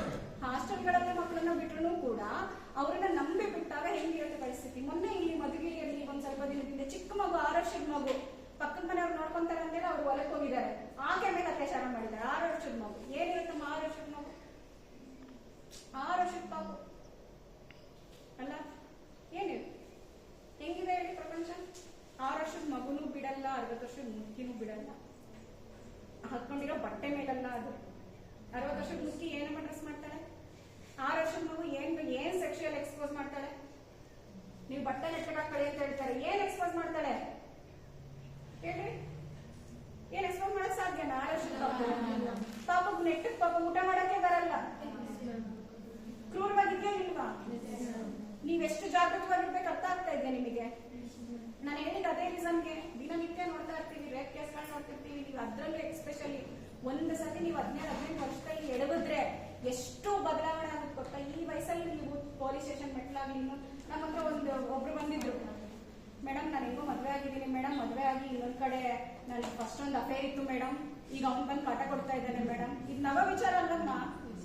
ಇವತ್ತು ನೀವು ಯಾರಾದ್ರೂ ಅಕಸ್ಮಾತ್ ನೀವು ಅಥವಾ ನಿಮ್ಮ ಸ್ನೇಹಿತರು, ಬೇರೆಯವರು, ಇನ್ನೊಬ್ರು ನಿಮ್ಮ ಅಕ್ಕ ತಂಗಿರು, ಯಾರೋ ಬಾಯ್ ಫ್ರೆಂಡ್ಸ್ ಇದ್ದೇ ಇರ್ತಾರಮ್ಮ. ಯಾರಾದ್ರೂ ಸ್ನೇಹಿತರು ಇರ್ತಾರೆ, ಸ್ನೇಹಿತರನ್ನ ಕನ್ವರ್ಟ್ ಮಾಡ್ಬಿಡುತ್ತೆ ಸಮಾಜ. ಬಾಯ್ ಫ್ರೆಂಡ್ ಯಾರನ್ನ ಇಟ್ಕೊಂಡಿದ್ದಾರೆ, ಈ ತರ ಕನ್ವರ್ಟ್ ಮಾಡ್ಬಿಡ್ತಾರೆ ಸಮಾಜ ಅಲ್ವಾ? ಸೊ ಹಂಗಾಗಿ ಎಚ್ಚರಿಕೆಯಿಂದ ಫ್ರೆಂಡ್ಶಿಪ್ ನ ಮಾಡಿ, ಖುಷಿಯಿಂದ. ಸಾರಿ, ನನ್ನ ಸ್ನೇಹಿತ ಕತೆ ಹೇಳ್ತಾರೆ ಅರ್ಧಕ್ಕೆ ಬಿಟ್ಟೆ ಅಲ್ವಾ? ಹಾಗೆ ಯಾರೋ ಅಲ್ಲಿ ನಡೀತಿರ್ತಕ್ಕಂಥ ಒಂದು ಘಟನೆಗೆ ಅಲ್ಲಿ ಕೊಡ್ತಿರೋ ಟಾರ್ಚರಿಗೆ ತಡೆಯಕ್ಕಾಗದೆ ಯಾರೋ ಒಬ್ಬ ಒಂದ್ ಸ್ವಲ್ಪ ಪ್ರೀತಿ ತೋರಿಸ್ತಾನೆ. ಯಾರೋ ಒಬ್ಬ ಒಂದ್ ಸ್ವಲ್ಪ ಪ್ರೀತಿ ತೋರಿಸಿದ ತಕ್ಷಣ ಆಕೆ ತುಂಬಾ ಕರೆಕ್ಟ್ ಬಿಡ್ತಾಳೆ. ಯಾಕಂತಂದ್ರೆ ಹೆಣ್ಮಕ್ಳು ತುಂಬಾ ಸ್ಮೂತ್, ಇಷ್ಟು ಪ್ರೀತಿ ತೋರಿಸಿದ್ರು ಕರೆಕ್ಟ್ ಬಿಡ್ತಾರೆ ಅಲ್ಲ. ಆಕೆ ಹಂಗೆ ಕರೆಗಿದ್ಲು, ಮದ್ವೆನೂ ಆಗ್ಬಿಟ್ಲು. ಮದ್ವೆ ಆಗಿ ಒಂದ್ ವರ್ಷ ಆದ್ಮೇಲೆ ಗೊತ್ತಾಗುತ್ತೆ ಅವ್ನಿಗೆ ಮದ್ವೆ ಆಗಿ ಅವ್ನಿಗೆ 2 ಮಕ್ಳಿದೆ. ಅಯ್ಯೋ ಅನ್ನೋದಲ್ಲ. ಆಮೇಲೆ ಈಗಲೂ ಆಕೆಗೆ 2 ಮಕ್ಳಿದ್ದಾರೆ ಅವಳಿಗೆ. ಅವ್ನು ಆಕೆ ಅಂದ್ಬಿಟ್ಟು ಇವಳ ಜೊತೆನೇ ಇದ್ದಾನೆ. ಆದ್ರೆ ಆಕೆ ಎಷ್ಟು ಟ್ಯಾಲೆಂಟೆಡ್ ಅಂದ್ರೆ ತುಂಬಾ ಚೆನ್ನಾಗಿದೆ. ನಮ್ಮ ಕ್ಲಾಸ್ಮೇಟ್ ತುಂಬಾ ಚೆನ್ನಾಗಿ ಓದ್ತಾ ಇದ್ದೀನಿ, ನೀವೆಲ್ಲ ಮಾಡಲ್ವಾ? ನನಗೆ ನಮ್ಮ ಕಾಲೇಜ್ ಡೇಸ್ ನೆನಪಾಗುತ್ತೆ. ಅಷ್ಟು ಚೆನ್ನಾಗಿ ನಾವು ಇದ್ದಿದ್ದಂಥದ್ದು. ಒಬ್ಬೊಬ್ರು ಒಂದೊಂದು ದಿಕ್ಕಿಗೆ ಹೋಗ್ಬಿಟ್ಟಿದ್ದಾರೆ. ನಾಳೆ ದಿನ ನಿಮ್ಗೆ ಪರಿಸ್ಥಿತಿ ಬರ್ಬೋದು, ನೀವು ಲಾಯರ್ ಆಗ್ಬೋದು, ಅಥವಾ ನೀವು DC ಆಗ್ಬೋದು, ನೀವು ಇನ್ನೊಂದು ಆಗ್ಬೋದು. ಆದ್ರೆ ಈ ರೀತಿ ದಾರಿ ಯಾರು ಹಿಡಿಬೇಡಿ ಅಂತ ಹೇಳ್ತಾರೆ. ದಯವಿಟ್ಟು ಆತರ ಮಾಡಬೇಡಿ. ಯಾಕೆ ಮದ್ವೆ ಆಯ್ತು, ಬೇರೆ ಯಾವ್ದೋ ಜಾತಿ ಆಯ್ತು, ಮನೇಲಿ ಮದ್ವೆ ಆಗಿ ಜನ ಇದ್ದು ಮದ್ವೆ ಮಾಡಿದ್ರೇನೆ ಕೇಳಕ್ ಬರಲ್ಲ ಹೊರಗಡೆ. ಇನ್ನು ಒಬ್ಬೊಬ್ರ ಮದ್ವೆ ಮಾಡ್ಕೊಂಡ್ಬಿಟ್ರು ಅಂತ ಕೇಳ್ಬೇಕಾ? ಹೆಣ್ಮಕ್ಳಂದ್ರೆ ಹೆಂಗ್ ನೋಡ್ತಾರೆ ಗೊತ್ತಾ? ಚಿಕನ್ ಗೊತ್ತಾ? ತುಂಬಾ ಇಷ್ಟ ತಾನೆ ಆಲ್ಮೋಸ್ಟ್ ಚಿಕನ್ ತಿಂತೀರಾ? ನೋಡಿದ್ರೆ ತಿನ್ಬೇಕು. ಹೆಣ್ಮಕ್ಳಂದ್ರೆ ಹಂಗೆ ಆಚೆ ಹೋಗ್ತಾ ಇದ್ರೆ ಲೆಗ್ ಪೀಸ್ ನಡ್ಕೊಂಡು ಹೋಗ್ತಾ ಇದೆ, ನಂಗೆ ಹಾಕೊಂಡಿದ್ದೀನಿ ಮಂಗಣ ಅಂತ. ನಿಜ ಹಿಂಗೆ ಇರೋದು. ನಾನು ಬ್ಯಾಂಕ್ ಹೇಳ್ತಾ ಇದ್ದೀನಿ ಅಲ್ಲ ಸರ್? ಸೇಮ್ ಸಿಚುವೇಶನ್, ಬೇರೆ ಏನಿಲ್ಲಮ್ಮ. ಯಾಕಂದ್ರೆ ನೋಡಿದ್ವಿ ಹೊರಗಡೆ ಇದೇ ರೀತಿ ಇರೋ ರೀಸನ್ಗೆನೆ ಹೊರಗಡೆ ತುಂಬಾ ಇದೆ. ಆಕೆ ಅನುಭವಿಸ್ತಾ ಇರ್ತಕ್ಕಂಥದ್ದು. ಕೊನೆಗೆ ಏನಾಯ್ತು ಗೊತ್ತಾ? ಆಕೆ ಮತ್ತೆ ಗಂಡನ ಇಟ್ಕೊಂಡು ಏನೋ ಒಂದು ಸ್ವಲ್ಪ ಅರ್ಥ ಮಾಡ್ಕೊಂಡು ಒಂದು ಕಾಲೇಜಿಗೆ ಸೇರ್ಕೊಂಡ್ಲು, ಡಿಪ್ಲೊಮಾ ಕಾಲೇಜ್ಗೆ. ಒಂದು ಕೋರ್ಸ್ ಮಾಡ್ಕೊಂಡು ಕಡೆಗೆ ಅವ್ನು ಕೆಲ್ಸಕ್ಕೂ ಕಳಿಸ್ಲಿಲ್ಲ. ಇನ್ಯಾರೋ ಮಾತಾಡ್ತಾರೆ, ಇನ್ಯಾರೋ ಹೋಗ್ತಾರೆ ಬರ್ತಾರೆ ಅನ್ನೋ ಒಂದು ಅನುಮಾನಕ್ಕೆ ಅವ್ನು ಅಲ್ಲಿಗೂ ಕಳಿಸ್ಲಿ. 2 ಮಕ್ಕಳು ನೋಡ್ಕೊಂಡು ಮನೇಲಿ ಏನ್ ಬಂತು? ಇನ್ನೊಂದು ಹುಡುಗಿ ಒಂದ್ಸತಿ ಇನ್ನು ಬೇರೆ ಸೆಕ್ಷನ್ ಹುಡುಗಿ ಇದು ಮದುವೆ ಒಂದನ್ನ PUC ಲಬ್ಬಳನ್ನ ಲವ್ ಮಾಡಿದ್ಲು. PUC ಲಬ್ಬನ ಲವ್ ಮಾಡ್ತಾಳೆ. ಅವನು ಪಾಪ ಅಷ್ಟು ಚೆನ್ನಾಗಿರೋ, ಅಷ್ಟು ಇದಿಲ್ಲ, ಸಣ್ಣ ಪುಟ್ಟ ವಿಷಯಕ್ಕೆ ಬ್ರೇಕಪ್ ಆಗೋಗುತ್ತೆ. ಸಿಟ್ಟು ಬಂದ್ರೆ ನೀವು ಫ್ರೆಂಡ್ಸ್ ಎಲ್ಲ ಬ್ರೇಕಪ್ ಮಾಡ್ಕೊಡಲ್ವಾ? ಹೋಗಿ ನೀನ್ ನಂಗೆ ನೋಟ್ಸ್ ಕೊಡ್ಲಿಲ್ಲ, ನೀನ್ ನನ್ನ ಕರೆದ್ರೆ ಬಂದಿಲ್ಲ, ನೀನ್ ನಮ್ಮ ಮನೆ ಹಬ್ಬಕ್ಕೆ ಬಂದಿಲ್ಲ ಅಂತ ಬ್ರೇಕಪ್ ಆಗೋದು. ಆ ತರ ಹುಡುಗರು ಫ್ರೆಂಡ್ಸ್ ಇದ್ದಾಗ ಬ್ರೇಕಪ್ ಆಗುತ್ತೆ. ಗೊತ್ತಿರಲಿ. ಹಳೆ ತೆಲುಗು ಸಿನಿಮಾಗಳಲ್ಲಂತೂ ಚಿಕ್ಕ ಮಕ್ಕಳು ಲವ್ ಸ್ಟೋರಿ ಚೆನ್ನಾಗಿ ತೋರಿಸ್ತಾರಲ್ಲ, ನೋಡಿದಿರಲ್ವಾ? ಚಿಕ್ಕ ವಯಸ್ಸಿಂದಾನೇ ಲವ್. ಏನು ಲವ್ ಅಂದ್ರೆ ಹೊರಗಡೆ ಆಚೆ ದುಡಿಬೇಕು, ತಿನ್ಬೇಕು, ಬದುಕ್ಬೇಕಷ್ಟೇ. ಹೌದಲ್ವಾ? ನಿಮ್ ಟೀಚರ್ಸ್ನ ಬೇಕಾದ್ರೆ ಕೇಳ್ಕೊಳ್ಳಿ ಆಮೇಲೆ ಹೋಗಿ, ಮೇಡಮ್ ಇವತ್ತು ನೀವು ಲವ್ ಮಾಡಲಿಲ್ಲ ಅಂದ್ರೆ ಬದುಕಲಿಲ್ಲ ಅಂದ್ರೆ ಮನೇಲಿ ಅಡುಗೆ ಮಾಡಲಿಲ್ಲ ಅಂದ್ರೆ ಬದುಕೋಕ್ಕಾಗಲ್ಲ ಅಷ್ಟೇ. ಅದಲ್ವಾ? ನಿಮ್ಮನೇಲೂ ಅಷ್ಟೇ, ನಿಮ್ಮ ಅಪ್ಪ ಅಮ್ಮ ಒಂದಿನ ಪ್ರೀತಿ ಮಾಡಲಿಲ್ಲ ಅಂದ್ರೆ ಪರವಾಗಿಲ್ಲ, ಜಗಳ ಮಾಡ್ಕೊಂಡಿದ್ರು ಮನೇಲಿ ಅಡುಗೆ ಆಗ್ಬೇಕು ಅಲ್ವಾ? ಅರ್ಥ ಆಯ್ತಾ? ಪ್ರೀತಿ ಅನ್ನೋದು ಮನಸ್ಸಲ್ಲಿ ಇರ್ಬೇಕು, ಅದನ್ನ ತೋರಿಸ್ಕೊಂಡು ಅದನ್ನೇ ಇವಾಗ ಹಳೆ ಕಾಲದಲ್ಲಿ ಹಾಡುಗಳು ಬರುತ್ತಲ್ಲ, ಪ್ರೀತಿ ಹಂಗೆ, ನನಗೆ ಪ್ರೀತಿ ಇದ್ರೆ ಸಾಕು, ನೀನಿದ್ರೆ ಸಾಕು, ಅವೆಲ್ಲ ಇಲ್ಲ. ದುಡಿಬೇಕು, ತಿನ್ಬೇಕು, ಬರ್ಬೇಕು. ಹೊರಗಡೆ ಬಂದಿದ್ದ ಪ್ರಾಬ್ಲಮ್ಸ್ ನಾವೇ ಫೇಸ್ ಮಾಡ್ಬೇಕು. ಇವತ್ತು ಆಶಾ ವರ್ಕರ್ಸ್, ಅಂಗನವಾಡಿ ವರ್ಕರ್ಸ್ ಎಲ್ಲ ಇರ್ತಾರಲ್ಲ, ಚಿಕ್ಕದಾಗಿ ಮದುವೆ ಆಗಿರೋರೆಲ್ಲ ನೀವು ಹಾಕ್ಬಿಡ್ತಾರೆ ಎಷ್ಟೊಂದು ಜನ ಅಪ್ಲಿಕೇಶನ್ಸ್ಗಳನ್ನ.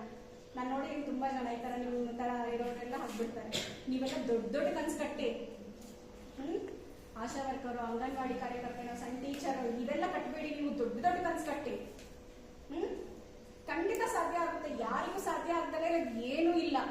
ದೊಡ್ಡ ದೊಡ್ಡ ಕನ್ಸು ಕಟ್ಟಿ ನೀವು ಅದರಲ್ಲಿ ಮುಕ್ಕಾಲ್ ಭಾಗನಾದ್ರೂ ತಲುಪ್ತೀರಾ, ಅರ್ಧ ಭಾಗನಾದ್ರೂ ತಲುಪ್ತೀರಾ. ಆಮೇಲೆ ಈ ರೀತಿ ಸಣ್ಣ ಪುಟ್ಟ ಅಫೇರ್ಗಳು, ಸಣ್ಣ ಪುಟ್ಟ ಮನಸ್ಸಿಗೆ ಹಾಕೊಳ್ಳೋದು ಅವೆಲ್ಲ ಬಿಟ್ಟಾಕ್ಬಿಡಿ. ಹೊರಗಡೆ ಏನಂದ್ರೆ ಏನು ಬರಲ್ಲ. ಇವತ್ತು ನೀವು ಡಿಗ್ರಿ ಪಾಸ್ ಮಾಡಿದ್ರೆ BA ಆಯ್ತಾ ನಿಮ್ಗೆ ಅಂತ ಹೇಳ್ತಾರೆ ಹೊರತು, ನೀನ್ ಎಷ್ಟು ಸತಿ ಫೇಲ್ ಆದೆ, ಎಷ್ಟು ಕ್ಲಾಸ್ ಕೇಳಿದೆ, ಈ ತರ ಎಷ್ಟಕ್ಕೆ ಬಂದೆ, ಎಷ್ಟು ಸತಿ ಕಾಲೇಜ್ಗೆ ಹೋಗಿ ಯಾರು ಕೇಳಲ್ಲ. ಹೊರಗಡೆ ಅಲ್ಲ ಸರ್ಟಿಫಿಕೇಟ್ ಕೇಳ್ತಾರೆ, ಹೊರಗಡೆ ಆದ್ರೆ ನಿಮ್ ಸರ್ಟಿಫಿಕೇಟ್ ಆ ವ್ಯಾಲ್ಯೂನು ಇರಲ್ಲ. ನನ್ನ ಹತ್ರ ಒಂದು ಕಣ್ಣು ತುಂಬಾ ಇಟ್ಟಿದ್ದೀನಿ, ನಾನು ಆ ಕಡೆ ಪಾರ್ಟಿಸಿಪೇಟ್ ಮಾಡಿದೆ, ಈ ಕಡೆ ಪಾರ್ಟಿಸಿಪೇಟ್ ಮಾಡಿದೆ, ಅದೆಲ್ಲ ಏನು ಬರಲ್ಲ, ಎಲ್ಲೂ ಬರಲ್ಲಮ್ಮ. ನಿಮ್ಮ ಟ್ಯಾಲೆಂಟು, ನೀವು ತಗೊಂಡಿರ್ತೀರಲ್ಲ ನಿಮ್ಮ ಮಾರ್ಕ್ಸ್, ಚೆನ್ನಾಗಿ ಓದಿ. ನಿಮ್ದು ಡಿಗ್ರಿ ಆಯ್ತಾ, ಇಷ್ಟು ಪರ್ಸೆಂಟೇಜಲ್ಲಿ ಬಂತಾ, ನಿಮ್ಗೆ ಒಳ್ಳೆ ಕೆಲಸ ಸಿಗುತ್ತೆ ಅಂತಾರಲ್ಲ, ಅದನ್ನು ಕೂಡ ಕಷ್ಟ. ಆದ್ರೆ ಸಿಕ್ಕಬೇಕು ಅಂದ್ರೆ ನೀವು ಚೆನ್ನಾಗಿ ಓದ್ಬೇಕು. ಓದಿದ್ರೆ ಅಂದ್ರೆ ತಲೆ ವಿದ್ಯೆ ಹೋಗಿದೆ ಅಂತ. ಹಂಗಾಗಿ ಚೆನ್ನಾಗಿ ಓದಿ ಮುಂದಕ್ಕೆ ಹೋಗ್ರಿ. ಈ ತರ ಯಾವುದೇ ಒಂದು ಸಣ್ಣ ಸಣ್ಣ ವಿಚಾರಗಳಿಗೆ ಸಿಕ್ಕಾಕೋಬೇಡಿ. ರೂಮರ್ಸ್, ಮೊನ್ನೆ ಒಂದು ಹುಡುಗಿ ಮೇಲೆ ಅತ್ಯಾಚಾರ ಆಯ್ತು, ಏನೋ 17 ನೀವು ತುಂಬಾ ಸೇಫ್ ಆಗಿರ್ಬೇಕು. ಯಾಕಂತಂದ್ರೆ ಪೋಕ್ಸೋ ಆಕ್ಟ್ ಹೇಳಿದ್ನಲ್ವಾ, ನೀವೆಲ್ಲ ಇನ್ನು ಅಂಡರ್ 18 ಓಕೆ 19 ಆಗಿ ಎಬೋ 19 ಆಗ್ಬಿಟ್ಟಿದೆ. ಮೊನ್ನೆ 17 ಆಗ್ಬೇಕಮ್ಮ. ಒಂದೇ ಒಂದು 3-4 ತಿಂಗಳಲ್ಲಿ 17 ವರ್ಷ. ಆಕೆ ಲವ್ ಮಾಡ್ಬಿಟ್ಟಿದ್ದಾಳೆ, ಹುಡುಗನ ಜೊತೆ ಓಡೋಗಿ ಒಂದು ವಾರ 15 ದಿನ ಎಲ್ಲೋ ಇದ್ದಾರೆ. ಅಪ್ಪ ಅಮ್ಮ ಹೋಗ್ಬಿಟ್ಟು ಪೊಲೀಸ್ ಸ್ಟೇಷನ್ ಕಂಪ್ಲೇಂಟ್ ಕೊಟ್ಟಿದ್ದಾರೆ. ಇಮಿಡಿಯೇಟ್ ಪೋಕ್ಸೋ ಆಕ್ಟ್ ಬುಕ್ ಮಾಡಿದ್ದಾರೆ, ಹುಡುಗನ್ ಕರ್ಕೊಂಡ್ಬಂದು ಹಾಕಿದ್ದಾರೆ ಜೈಲಿಗೆ. ಹುಡುಗಿನ್ ಬಿಡ್ತಾರಾ? ಪ್ರತಿದಿನ ಕರ್ಕೊಂಡು ಬರ್ತಾರೆ ಆಕೆನ. ಪ್ರತಿದಿನ ಪೊಲೀಸ್ ಸ್ಟೇಷನ್ ಅಲ್ಲಿ ಬೇಕು, ಕೋರ್ಟ್ಗಳಿಗೆ ಬೇಕು, ಇದೆಲ್ಲ ನಡೀತಾ ಇರ್ತಾರೆ. ಹೊರಗಡೆ ಎಷ್ಟು ಮುಜುಗರ ಅಲ್ಲ. ಒಂದೇ ಒಂದು ಸಣ್ಣ ಕಪ್ಪು ಚುಕ್ಕೆ ಇಡೀ ಜೀವನನೇ ನಾಶ ಮಾಡ್ಬಿಡುತ್ತೆ. ಎಷ್ಟು ನೀವು ಸೇಫ್ ಆಗಿ, ಎಷ್ಟು ನಿಮ್ ಜೀವನನ, ಈಗ ನಾವು ಈಗ ನೀರ್ ಹಾಕಿದ್ವಲ್ಲ ನಿಮ್ ಗಿಡಗಳಿಗೆ, ನೀವೆಷ್ಟು ಸೇಫ್ ಆಗಿ ತಗೊಂಡು ಹೋಗ್ತಿರೋ ಅಷ್ಟು ಸೇಫ್ ಆಗಿ ನಿಮ್ಮ ಜೀವನ ಕಟ್ಟೋ ಜವಾಬ್ದಾರಿ ನಿಮ್ ಕೈಲೇ, ಯಾರ ಕೈಲೂ ಇಲ್ಲ. ಅರ್ಥ ಆಗ್ತಾ ಇದ್ಯಾ? ಇವತ್ತು ಡಿಸೈಡ್ ಮಾಡ್ಕೊಳ್ಳಿ, ಏನೇನು ಮುಳುಗೋಗಿಲ್ಲ. ಹೊರಗಡೆ ಎಷ್ಟಾದ್ರೂ ಇದಿರ್ಲಿ, ನಾವು ಸಮಾಜದ ಕಣ್ಣಲ್ವಾ, ಕಣ್ಣು ತಾನೇ ನಾವಿದ್ರೆ ನೋಡಕ್ಕಾಗುತ್ತಾ? ಆ ಅವಶ್ಯಕತೆನ ಕ್ರಿಯೇಟ್ ಮಾಡಿಸಿ ಹೊರಗಡೆ ಹೋಗಿ. ನಾವ್ ಹೆಣ್ಮಕ್ಳು ಕಂಡ್ರೆ ಹೌದು ನಾವು ಬದುಕ್ತೀವಿ. ಅದ್ರಲ್ಲಿ ಎಕ್ಸ್ಪೆಷಲಿ ನಾವು ಈ ಭಾಗದಲ್ಲಿ ಇದೀವಲ್ಲ, ಪಾವಗಡ ಅಂತ ಭಾಗದಲ್ಲಿ, ಇದು ಆ ಕಡೆ ಆಂಧ್ರನೂ ಅಲ್ಲ, ಈ ಕಡೆ ಕರ್ನಾಟಕನೂ ಅಲ್ಲ, ನಮ್ದು ಆ ಕಡೆನೂ ಇಲ್ಲ ಈ ಕಡೆನೂ ಇಲ್ಲ ಅನ್ನಂಗೆ, ಈ ಕಡೆ ಟೌನು ಅಲ್ಲ, ಈ ಕಡೆ ಪೂರ್ತಿ ವಿಲೇಜು ಅಲ್ಲ ಅನ್ನೋ ಪರಿಸ್ಥಿತಿ ಇದೆ. ಇಲ್ಲಿ ತುಂಬಾ ಬಾಲ್ಯ ವಿವಾಹ ಅತಿ ಹೆಚ್ಚು ಇರುವಲ್ಲಿ ಸೆಡಲ್ ನಡೀತಾ ಇದೆ. ಇಲ್ವಾ? ಬಾಲ್ಯ ವಿವಾಹ ಎಲ್ರಿಗೂ ಮದುವೆ ಮಾಡ್ತಾರೆ. ಏನಮ್ಮ ಆ ವಯಸ್ಸಲ್ಲಿ ಮದುವೆ ಮಾಡಿ ಮಾರನೇ ಒಂದಿನಕ್ಕೆ ಮಗು ಎತ್ಕೊಂತಾರೆ, ಎಷ್ಟು ಹಿಂಸೆ. ಯಾವ್ದೋ ಒಂದು ಸಿನಿಮಾ ಅಯ್ಯಾಲಿ ಅಂತ ಸಿನಿಮಾ ಬಂತು, ನೋಡಿದ್ರಾ? ನೋಡಿ, ಅದ್ರಲ್ಲಿ ನೋಡಿ ಒಂದು ಅರ್ಥ ಆಗುತ್ತಾ ಹೆಣ್ಮಕ್ಳು ಬುದ್ಧಿ ಎಷ್ಟು ಯೋಚನೆ ಮಾಡಿ. ಅಯ್ಯಾಲಿ ಅಂತ ಒಂದು ಸಿನಿಮಾ, ಈಗ ಮೊನ್ನೆ ಒಂದು ಪೋಕ್ಸೋ ಆಕ್ಟಿಗೆ ಸಂಬಂಧಪಟ್ಟಂತೆ ಒಂದು ಸಿನಿಮಾ, ಕೋರ್ಟ್ ರೂಮ್ ಅಂತ ಇನ್ನೊಂದು, ಹಿಂದಿ ಹೌದು. ತುಂಬಾ ಎಸ್ಪೆಷಲಿ ನೀವು ಇನ್ನೂ ಬೆಸ್ಟ್ ಅಂದ್ರೆ ಆಂತರಿಕ ಸಮಿತಿಗೆ ವಾರದಲ್ಲಿ ಒಂದು ಸಿನಿಮಾ ತೋರಿಸ್ಬಿಡಿ, ಬೆಟರ್. ಎಸ್ಪೆಷಲಿ ತುಂಬಾ ನಮ್ಗಿನ್ನ ತುಂಬಾ ಚೆನ್ನಾಗಿ ಹೇಳ್ತಾರೆ, ಎಷ್ಟು ನೀಟಾಗಿ ಅಲ್ಲ. ನೀವೇ ನೋಡಿ, ನೀವೆಲ್ಲ ಏನ್ ಮಾಡ್ಬೇಕು ಅಂತಂದ್ರೆ ಗ್ರೂಪ್ ಸ್ಟಡಿ ಮಾಡ್ಕೊಂಡು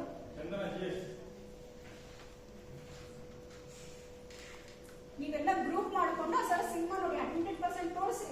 ನನ್ನ ಸಜೆಷನ್ ಇದು, ಪುಸ್ತಕ ಕೊಡಿ, ಜೊತೆಗೆ ಇದನ್ನ ಓದಿಸಿ. ಆಮೇಲೆ ಆಕ್ಟ್ ಬರ್ತಾವಲ್ಲ, ಬೇಕಾದ್ರೆ ಆಕ್ಟ್ ನ ತರಿಸಿ, ಆಕ್ಟ್ ನ ಕೂರಿಸಿ ಓದಿಸಿ. ಈಗ ನಾನು ಹೇಳಿದ ಸ್ಟಾಕಿಂಗ್ ಇದೆಯಲ್ಲ, ಅದು ಈಗ ಆ ಸ್ಟಾಕಿಂಗಿಗೆ 3 ವರ್ಷ ಶಿಕ್ಷೆ ಇದೆ, ವಯೋರಿಜಮ್ಗೆ 3 ವರ್ಷ ಶಿಕ್ಷೆ ಇದೆ. ಕನಿಷ್ಠ ಹೆಣ್ಮಕ್ಳಿಗೆ ಈಗ ಈ ರೀತಿ ಬಟ್ಟೆ ಇರುತ್ತಿದೆ ಬಂದ್ಬಿಟ್ಟು ಸೆರ್ಗೆಳೆಯೋದು, ಹೊರಗಡೆ ನಾವು ನೋಡ್ತಾ ಇರ್ತೀವಿ, ರಬ್ಬ ಅಂತ ಬಾರಿಸ್ತಾ ಇರ್ತಾರೆ ಯಾರಿಗೋ ಇಟ್ಕೊಂಡು, ಅದನ್ನೆಲ್ಲ ಗಲಾಟೆ ಆಗೋದು, ಚಪ್ಪಲಿ ಹೊಡಿಯೋದು, ಎಷ್ಟು ಅವಮಾನ ಮಾಡ್ತಾರಲ್ವೇ ನಮ್ಮ ಹೆಣ್ಮಕ್ಳಿಗೆ. ಸಿಕ್ಕರೆ ಸಾಕು, ಸಿಕ್ಕಿದಾಳೆ ಬಿಟ್ಟಿ ಅಂದ್ರೆ ಹಿಡಿಕು ಹೊಡಿತಾರೆ ಅಂದ್ರೆ ಅವ್ಳ ಕೈಲಿ ಆಗಲ್ಲ ಅಂತ ಗೊತ್ತಾದ್ರೆ ಎಷ್ಟು ಹೊಡಿತಾರೆ ಗೊತ್ತಾ? ಇದಕ್ಕೆ ಡೊಮೆಸ್ಟಿಕ್ ವೈಲೆನ್ಸ್ ಅಂದಿರೋದು. ಏನಕ್ಕೆ ತಂದಿರೋದು ಡೊಮೆಸ್ಟಿಕ್ ವೈಲೆನ್ಸ್ ಹೇಳಿ? ನಿಮ್ಮ ಅಮ್ಮಂದ್ರೆ ಎಷ್ಟು ಹೊಡಿಸ್ಕೊಂಡಿರಲ್ಲ ನಿಮ್ಮ ಅಪ್ಪಂದ್ರ ಹತ್ರ. ಹೊರಗಡೆ ನಿಮ್ಮ ಅಪ್ಪನ ಕೇಳಿ ನನ್ನ ಹೆಂಡತಿ ನನ್ನ ಇಷ್ಟ ಅವಾಗೆ ಸುಮ್ಮನೆ ಅಂತಾರಲ್ಲ. ಆದ್ರೆ ಅಂತದೆಲ್ಲ ಮಾಡಬಾರ್ದು. ಹೆಣ್ಣು ಮಕ್ಕಳಿಗೆ ಯಾವುದೇ ಹೆಣ್ಮಕ್ಳು ಅಗೌರವಕ್ಕೆ ಪಾತ್ರರಲ್ಲ. ಪ್ರತಿಯೊಬ್ಬ ಹೆಣ್ಮಕ್ಳು ಗೌರವಕ್ಕೆ ಅರ್ಹರು. ಆಯ್ತಾ? ನೀವು ಬೇರೆಯವ್ರಿಗೆ ಗೌರವ ಕೊಟ್ಟು ನಿಮ್ಮನ್ನು ನೀವು ಗೌರವಿಸ್ಕೊಂಡು ನೀವು ಬಾಳ್ಬೇಕು. ನಿಮ್ಮ ಅಪ್ಪ ಅಮ್ಮನೇ ಆಗ್ಲಿ, ನಿಮ್ಮ ಅಪ್ಪ ನಿಮ್ಮ ಅಮ್ಮಂಗೆ ಹೊಡಿತಾ ಇದ್ರು, ನೀವು ತಡಿಬೇಕು. ಅದನ್ನ ಯಾಕೆ ತಡಿಬೇಕು? ನೋಡಿ, ಹಿಂಗ್ ಹೊಡಿಯೋದು ತಪ್ಪು. ಎಷ್ಟೊಂದು ಮನೆಗಳಲ್ಲಿ ಹೊಡೆಯೋದನ್ನ ತಡಿಯಕ್ ಆಗದೆ ಡೈವರ್ಸ್ಗಳು ಯಾಕೆ ಜಾಸ್ತಿ ಆಗಿದ್ದಾವೆ? ಯಾಕೆ ಜಾಸ್ತಿ ಆಗಿದ್ದಾವೆ? ಹಿಂದೆ ಆದ್ರೆ ಯಾರು ಹೇಳೋದಿಲ್ಲ ಕೇಳೋದಿಲ್ಲ. ನಮ್ಮ ಹೆಣ್ಮಕ್ಳಿಗೆ ಗೊತ್ತಾ? ಹೆಣ್ಮಕ್ಳಿಗೆ ಏನು ಗೊತ್ತಿಲ್ಲ. 18 ವರ್ಷಕ್ಕೆ ಮದುವೆ ಮಾಡೋರು ಸುಮ್ಮನೆ ಹೇಳ್ತಾರೆ. ಹೊರಗಡೆ ಬಂದ್ರೆ ಡೈವರ್ಸ್ ಕೇಸ್ಗಳು ಜಾಸ್ತಿ ಆಗಿ ಹೆಣ್ಮಕ್ಳು ಓದಿಸಿದೆ ತಪ್ಪಾಯ್ತು ಅಂತ ಮಾತಾಡ್ತಾರ ಇಲ್ಲ? ಯಾಕೆ ಮಾತಾಡ್ತಾರೆ? ಹಿಂದೆ 18 ವರ್ಷಕ್ಕೆ ಮದುವೆ ಮಾಡೋರು 16 ಇಲ್ಲ 12 ವರ್ಷಕ್ಕೆ ಮದುವೆ ಮಾಡ್ಬಿಡೋರು ಒಂದ್ 20 ವರ್ಷಕ್ಕೆ ಬರೋದ್ರಲ್ಲಿ ಆಕೆ ಮುದುಕೆ ಆಗೋಗಿರೋಳು. ಆಕೆಗೆ ಚೈತನ್ಯನೇ ಇಲ್ಲ, ಎದ್ದು ಹೊರಡೋ ಚೈತನ್ಯ ಕೂಡ ಇರಲ್ಲ. ಇನ್ನೇನ್ ಮಾಡ್ತಾಳೆ? ಹೊರಗಡೆ ಹೋಗಕ್ಕೆ ನಾಲೆಡ್ಜ್ ಇಲ್ಲ. ಹೊರಗಡೆ ಎಲ್ಲೋಗ್ತಾಳೆ? ಅಪ್ಪ ಅಮ್ಮ ಸೇರ್ಸಲ್ಲ. ಒಂದ್ಸತಿ ಮದುವೆ ಮಾಡಿಕೊಟ್ರೆ ಮುಗೀತೀನಿ, ನಾ ತಲೆನೂ ಹಾಕಲ್ಲ ಅಲ್ವಾ? ನಮ್ಮ ಪರಿಸ್ಥಿತಿ ಹೆಂಗೆ ಹೆಣ್ಮಕ್ಳದು ಅಂತಂದ್ರೆ ಎಲ್ಲೋ ಹುಟ್ಟಬೇಕು, ಎಲ್ಲೋ ಬೆಳಿಬೇಕು, ಎಲ್ಲೋ ಹೋಗಿರ್ಬೇಕು. ವಾಪಸ್ ಮನೆಗೆ ಹೋಗ್ತೀನಿ ಅಂದ್ರೆ ಸೇರ್ಸೋದು ಇಲ್ಲ ಅಲ್ವಾ? ಎಷ್ಟು ಡೇಂಜರಸ್ ಅಲ್ಲಿ ಇರ್ತಾನೆ ಹೆಣ್ಮಕ್ಳು. ಡೇಂಜರಸ್ ಅಲ್ಲಿರೋದನ್ನ ದಡಕ್ಕೆ ಸೇರಿಸ್ಬೇಕು ಅಂದ್ರೆ ನಮ್ಮ ಕೈ ಮಾತ್ರನೇ ಸಾಧ್ಯ. ನೀವು ಡಿಸೈಡ್ ಮಾಡಬೇಕು. ನಿಮ್ಮ ಲೈಫ್ ನ ನೀವೇ ಕಟ್ಕೋಬೇಕು.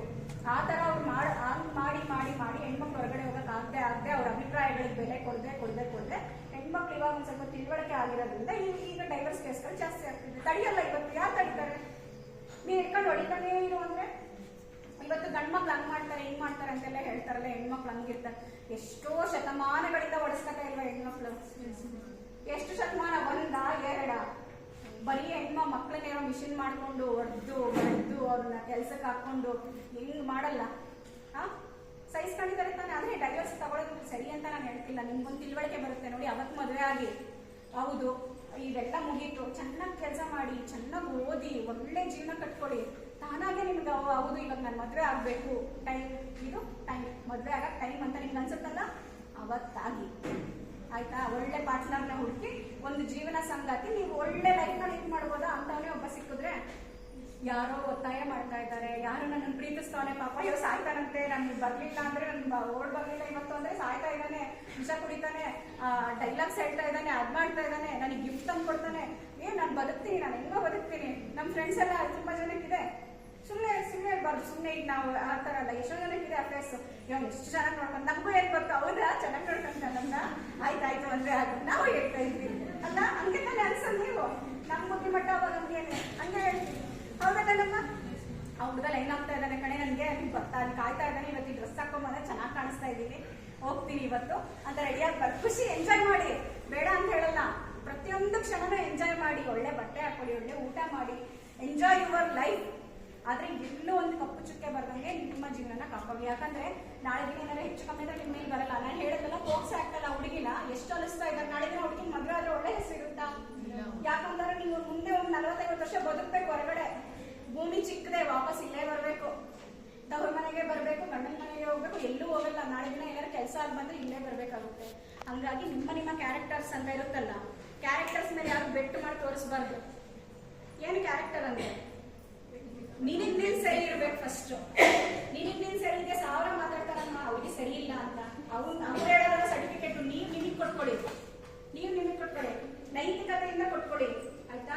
ನೈತಿಕತೆಯಿಂದ ಕೊಟ್ಕೊಡಿ. ನಿಮಗೆ ನೀವು ಉತ್ತರನ, ನಿಮಗೆ ನೀವು ಸರ್ಟಿಫಿಕೇಟ್ನ.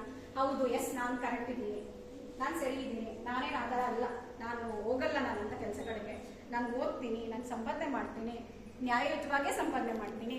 ಹೊರಗಡೆ ನನ್ನನ್ನ ಕೆಡವಕ್ಕೆ ಹಳ್ಳದ ಮುಖಕ್ಕೆ ತುಂಬಾ ಜನ ಕಾಯ್ತಾ ಇರ್ತಾರೆ. So be aware. ತುಂಬಾ ಎಚ್ಚರಿಕೆಯಿಂದ ಇರಬೇಕು. ನೀವು ಎಚ್ಚರಿಕೆಯಿಂದ ಇಟ್ಕೊಂಡು ನಿಮ್ದು ತುಂಬಾ ವ್ಯಾಲ್ಯೂಯಬಲ್ ಅಮ್ಮ ಈ ಪ್ರೀಶಿಯಸ್ ನಿಮ್ದು ಟೈಮು. ಈ ಪ್ರೀಶಿಯಸ್ ಟೈಮನ್ನ ಚೆನ್ನಾಗಿ ಸದುಪಯೋಗ ಪಡಿಸ್ಕೊಳ್ಳಿ. ಮತ್ತೆ ಸಿಗಲ್ಲ. ನಾವೇನೋ ಈಗ ಅಡ್ವೊಕೇಟ್ ಆಗಿರ್ಬೇಕು, ನಂಗೆ ಓದೋ ಟೈಮ್ ಸಿಗ್ತೈತೆ, ನಾನು ಯಾವಾಗಲೂ ಓದ್ತಾ ಇರ್ತೀನಿ. ನಿಮ್ ಲೆಕ್ಚರರ್ಸ್ ಅಷ್ಟೇ, ಲೆಕ್ಚರರ್ಸ್ ಆಗಿರೋ ಕಾರಣಕ್ಕೆ ಓದ್ತಾವ್ರೆ, ಅವ್ರು ಬೇರೆ ಕೆಲ್ಸಕ್ಕೆ ಹೋಗಿ ಓದ್ತಾವ್ರ? ಪುಸ್ತಕಗಳು ನಿಮಗೆ ಕೊಡುವಷ್ಟು ನಂಬಿಕೆ, ವಿಶ್ವಾಸನ ಬೇರೆ ಯಾರು ಕೊಡಲ್ಲ. ಅದಕ್ಕೆ ನಿಮಗೆ ಟೀಚರ್ಸ್ ನಿಮ್ಮನ್ನ ಕಾಯೋದು ಈ ತರ ನೀರಾಕಿ. ಅರ್ಥ ಆಯ್ತಾ?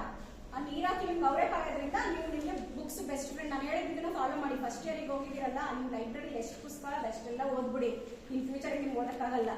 ಇವಾಗ ಓದ್ಕೊಂಡ್ಬಿಡಿ, ನಿಮ್ಗೆ ಅದು ಎಷ್ಟು ಖುಷಿ ಕೊಡುತ್ತೆ, ನಿಮ್ಗೆ ಎಷ್ಟು ಎಂಜಾಯ್ಮೆಂಟ್ ತರುತ್ತೆ, ನಿಮ್ಗೆ ಎಷ್ಟು ನಿಮ್ಮನ್ನ ಎಷ್ಟು ಮೇಲೆತ್ತುತ್ತೆ ನೋಡಿ. ನೀವು ಅಲ್ಲಿ ಜ್ಞಾನಪೀಠ ಪ್ರಶಸ್ತಿ ಬಂದಿರೋ ಫೋಟೋಸ್ ಹಾಕಿದಾರಲ್ಲ, ಏನ್ ಮಾಡಿದಾರೆ ಅವರು? ಡ್ಯಾನ್ಸ್ ಮಾಡೋರ, ಹಾಡು ಹೇಳೋರ, ಇನ್ನೊಂದು ಮಾಡೋರ? ಅಂದ್ರೆ ಅದೆಲ್ಲ ತಪ್ಪು ಅಂತ ಹೇಳ್ತಾ ಇಲ್ಲ. ಪುಸ್ತಕಗಳು ಬರೆದಿದ್ದಾರೆ, ಏನಕ್ಕೆ ಬರೆದಿದ್ದಾರೆ, ಯಾಕೆ ಅಷ್ಟು ಪ್ರಶಸ್ತಿ ಕೊಡುವಂತದ್ದಾಯ್ತು? ಮೊನ್ನೆ ಬೂಕರ್ ಪ್ರಶಸ್ತಿ ಅಂತ ಬಂದು ಗೊತ್ತಾ? ಬೂಕರ್ ಪ್ರಶಸ್ತಿ ಅಂತ ಬಾನು ಮುಷ್ತಾಕ್ ಅವ್ರಿಗೆ ಬಂತು. ಬಾನು ಮುಷ್ತಾಕ್ ಅವ್ರಿಗೆ ಖುಷಿ ಆಗುತ್ತೆ. ನಮ್ಮೂರ ಹಾಸನ, ನಮ್ಮ ನಮ್ಮ ನಮ್ಮ ನಮ್ಮ ಹತ್ರ ನಮ್ಮ ನೈಬರ್ ಅವರು ಬಾನು ಮುಷ್ತಾಕ್, ಮುಸ್ಲಿಂ ಮಹಿಳೆ ಒಬ್ರು ಲಾಯರ್ ಆಕೆ, ಅಷ್ಟು ಮಟ್ಟಕ್ಕೆ ಬೆಳೀತಾರೆ ಅಂತಂದ್ರೆ ಖುಷಿ ಅಲ್ವೇ? ನಮ್ಮ ಅವ್ರೊಂದು ಮಾತು ಹೇಳ್ತಾರೆ, ಮೊನ್ನೆ ಪ್ರಶಸ್ತಿ ಬಂದ ಮೇಲೆ ಒಂದು ಮಾತು ಹೇಳ್ತಾರೆ, ಏನ್ ಗೊತ್ತಾ?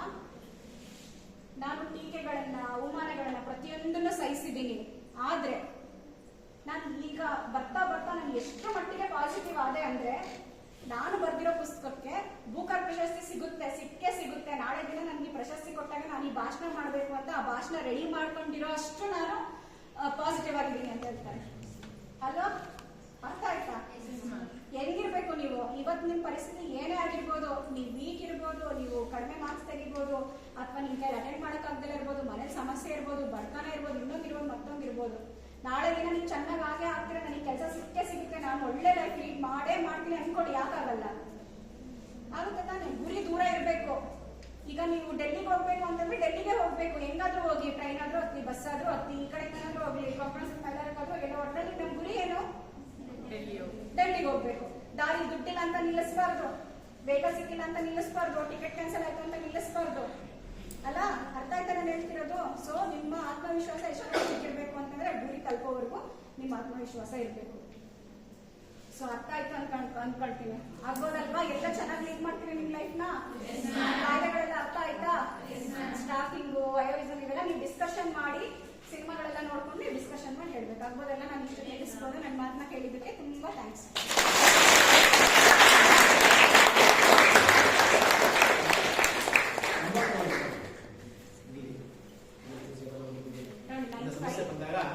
ಮಾಡಿ 9538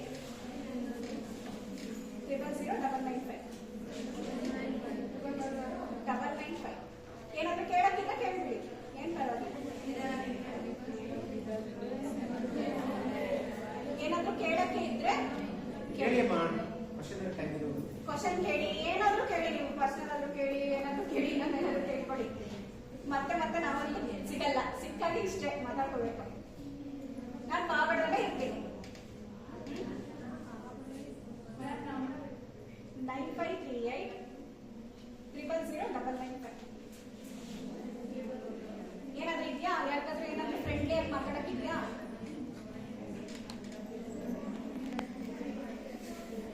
ಹಾ, ನನ್ನ ಚಾನಲ್ ಇದೆ, ನೀವು ಅದ್ರಲ್ಲಿ ನಾನು ಎಲ್ಲ ಕಾನೂನು ಬಿಟ್ಟಿದ್ದೀನಿ, ನೋಡ್ಬೋದು. ಯೂಟ್ಯೂಬ್ ಚಾನಲ್ ಹೆಸರು Divya's legal destiny. Divya's legal destiny. ಇದರಲ್ಲಿ ಪೂರ್ತಿ ಏನು ಮಹಿಳೆಯರಿಗೆ ಏನೇನು ಕಾನೂನು ಇದೆ ಅವೆಲ್ಲ ಕಾನೂನು ನಾನು ಅದರಲ್ಲಿ ಅಪ್ಲೋಡ್ ಮಾಡಿದ್ದೀನಿ. ಹೇಳಿ, ಲೀಗಲ್ ಡೆಸ್ಟಿನಿ, ಲೀಗಲ್ ಡೆಸ್ಟಿನಿ,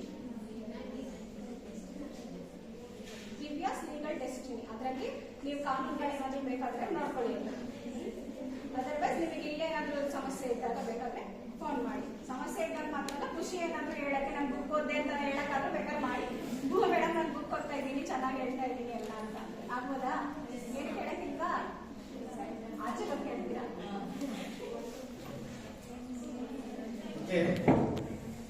ನಾವು ದಿವ್ಯಾ ಮೇಡಮ್ ಅಂತ ಕಳಿಸಿದ್ದು ಸಾಕು ಕಾಯ್ತಾ ಅನ್ಸುತ್ತೆ. ತುಂಬಾ ಸರಳವಾಗಿ, ಯಾಕಂದ್ರೆ ಈ ಒಂದು ಕಾನೂನು ಬಗ್ಗೆ ಹೇಳ್ಬೇಕಂದ್ರೆ ಒಂದು ದಿನ ಅಲ್ಲ, 2 ದಿನ ಅಲ್ಲ, ಸುಮಾರು ತಿಂಗಳು ಹೇಳ್ಬೋದು. ಅಷ್ಟೊಂದು ಕಾನೂನುಗಳಿದೆ. ಆದರೆ ತುಂಬಾ ಸುಲಭವಾಗಿ ಸರಳವಾಗಿ ಅರ್ಥ ಆಗೋ ರೀತಿಯಲ್ಲಿ ಹೇಳಿದ್ದಾರೆ. ನಮ್ಮ ತಗೊಂಡು ಯಾಕೆ ಹೇಳಿದ್ರೆ ಅಂದ್ರೆ ಏನೋ ಸಮಸ್ಯೆ ಬಂದಾಗ ನಿಮ್ಗೆ ಅಂತಲ್ಲ, ನಿಮ್ಮ ಪಕ್ಕದ ಮನೆ ಅಂತ ಬಂದಾಗ ನಿಮ್ಗೆ ಕೇಳ್ತಾರೆ ಡಿಗ್ರಿ ಸ್ಟೂಡೆಂಟ್ಸ್ ಅಂತ. ಅವ್ರು ನಿಮ್ಗೇನೋ ಗೊತ್ತಿಲ್ಲ ಅಂತಂದ್ರೆ ಮೇಡಮ್ ಅವ್ರು ಮಾಡ್ತೀವಿ, ಮೇಡಮ್ ಅವ್ರು ಆನ್ಸರ್ ಮಾಡ್ತಾರೆ.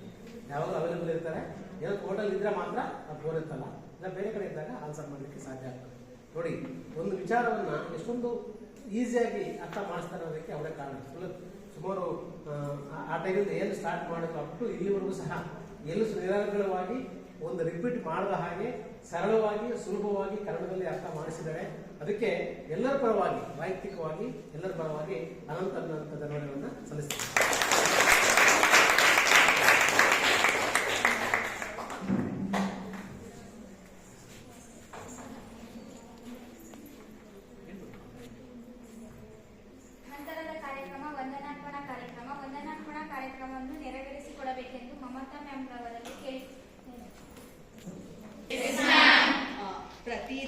ನೀವು 3 ವರ್ಷ ನೀವು ಪಠ್ಯ ಅಂದ್ರೆ ನಿಮ್ಗೆ ಏನು ಸಿಲೆಬಸ್ ಅಲ್ಲಿ ಇರುತ್ತೋ ಅದನ್ನ ಮಾತ್ರ ತಿಳ್ಕೊಂತೀರಾ. ಆದ್ರೆ ಜೀವನದ ಪಾಠನ ಇವತ್ತು ತಿಳ್ಕೊಂಡಿದ್ದೀರಾ ಅಂತ ಅಂದ್ಬಿಟ್ಟು ಅಂದ್ಕೊಂತೀನಿ ಅಲ್ವಾ. ಇವತ್ತು ಮೇಡಮು ಅಡ್ವೊಕೇಟ್ ಆಗಿ, ನಿಮ್ಮೆಲ್ಲರ ಸ್ನೇಹಿತೆಯಾಗಿ, ಅಥವಾ ಅಕ್ಕಳಾಗಿ, ಅಥವಾ ಶಿಕ್ಷಕಿಯಾಗಿ ಎಲ್ಲಾ ತರನು ನಿಮ್ಗೆ ಏನೇನ್ ರೀತಿ ಯಾವ್ಯಾವ ರೀತಿ ನೀವು ಮುಂದಿನ ಜೀವನ ಯಾವ ರೀತಿ ನೀವು ಬದುಕೋದಕ್ಕೆ ಸನ್ನದ್ಧರಾಗಬೇಕು ಅನ್ನೋದನ್ನ ಮೇಡಮ್ ನಿಮ್ಗೆ ಚೆನ್ನಾಗಿ ಹೇಳ್ಕೊಟ್ಟಿದ್ದಾರೆ ಅಲ್ವಾ. ಹಂಗಾಗಿ ನೀವು ಮುಂದೆ ಕೆಲಸ ಹೋಗೋ ಪ್ಲೇಸ್ ನಲ್ಲಿ ಯಾವ ರೀತಿ ಇರಬೇಕು, ಸೆಟ್ಟಿಂಗ್ಗೆ low aim is a crime ಅಂತ ಹೇಳ್ತಾರೆ, ಅದನ್ನು ಮೇಡಮ್ ಹೇಳಿದ್ರು ಅಲ್ವಾ. ನೀವು ಗುರಿ ಇಟ್ಕೊಳೋದಾದ್ರೆ ದೊಡ್ಡ ಗುರಿಗಳನ್ನೇ ಇಟ್ಕೋಬೇಕು ಅಂತ ಹೇಳಿದ್ರು, ಕರೆಕ್ಟ್ ಅಲ್ವಾ. ಅದನ್ನ ಚೆನ್ನಾಗಿ ನೆನಪಲ್ಲಿ ಇಟ್ಕೊಡಿ. ಮತ್ತೆ ಇನ್ನೊಂದು ಮಾತು ಹೇಳಿದ್ರು, the crown and glory of A life is character ಅಂತ. ನೀವು ನನ್ನ ವಾಟ್ಸ್ಆಪ್ ಏನಾರ ನೋಡಿದ್ರೆ ಅದು ನೋಡಿರ್ತೀರಾ. ಹಂಗಾಗಿ ಯಾವುದೇ ರೀತಿಯಾದ ಕಪ್ಪು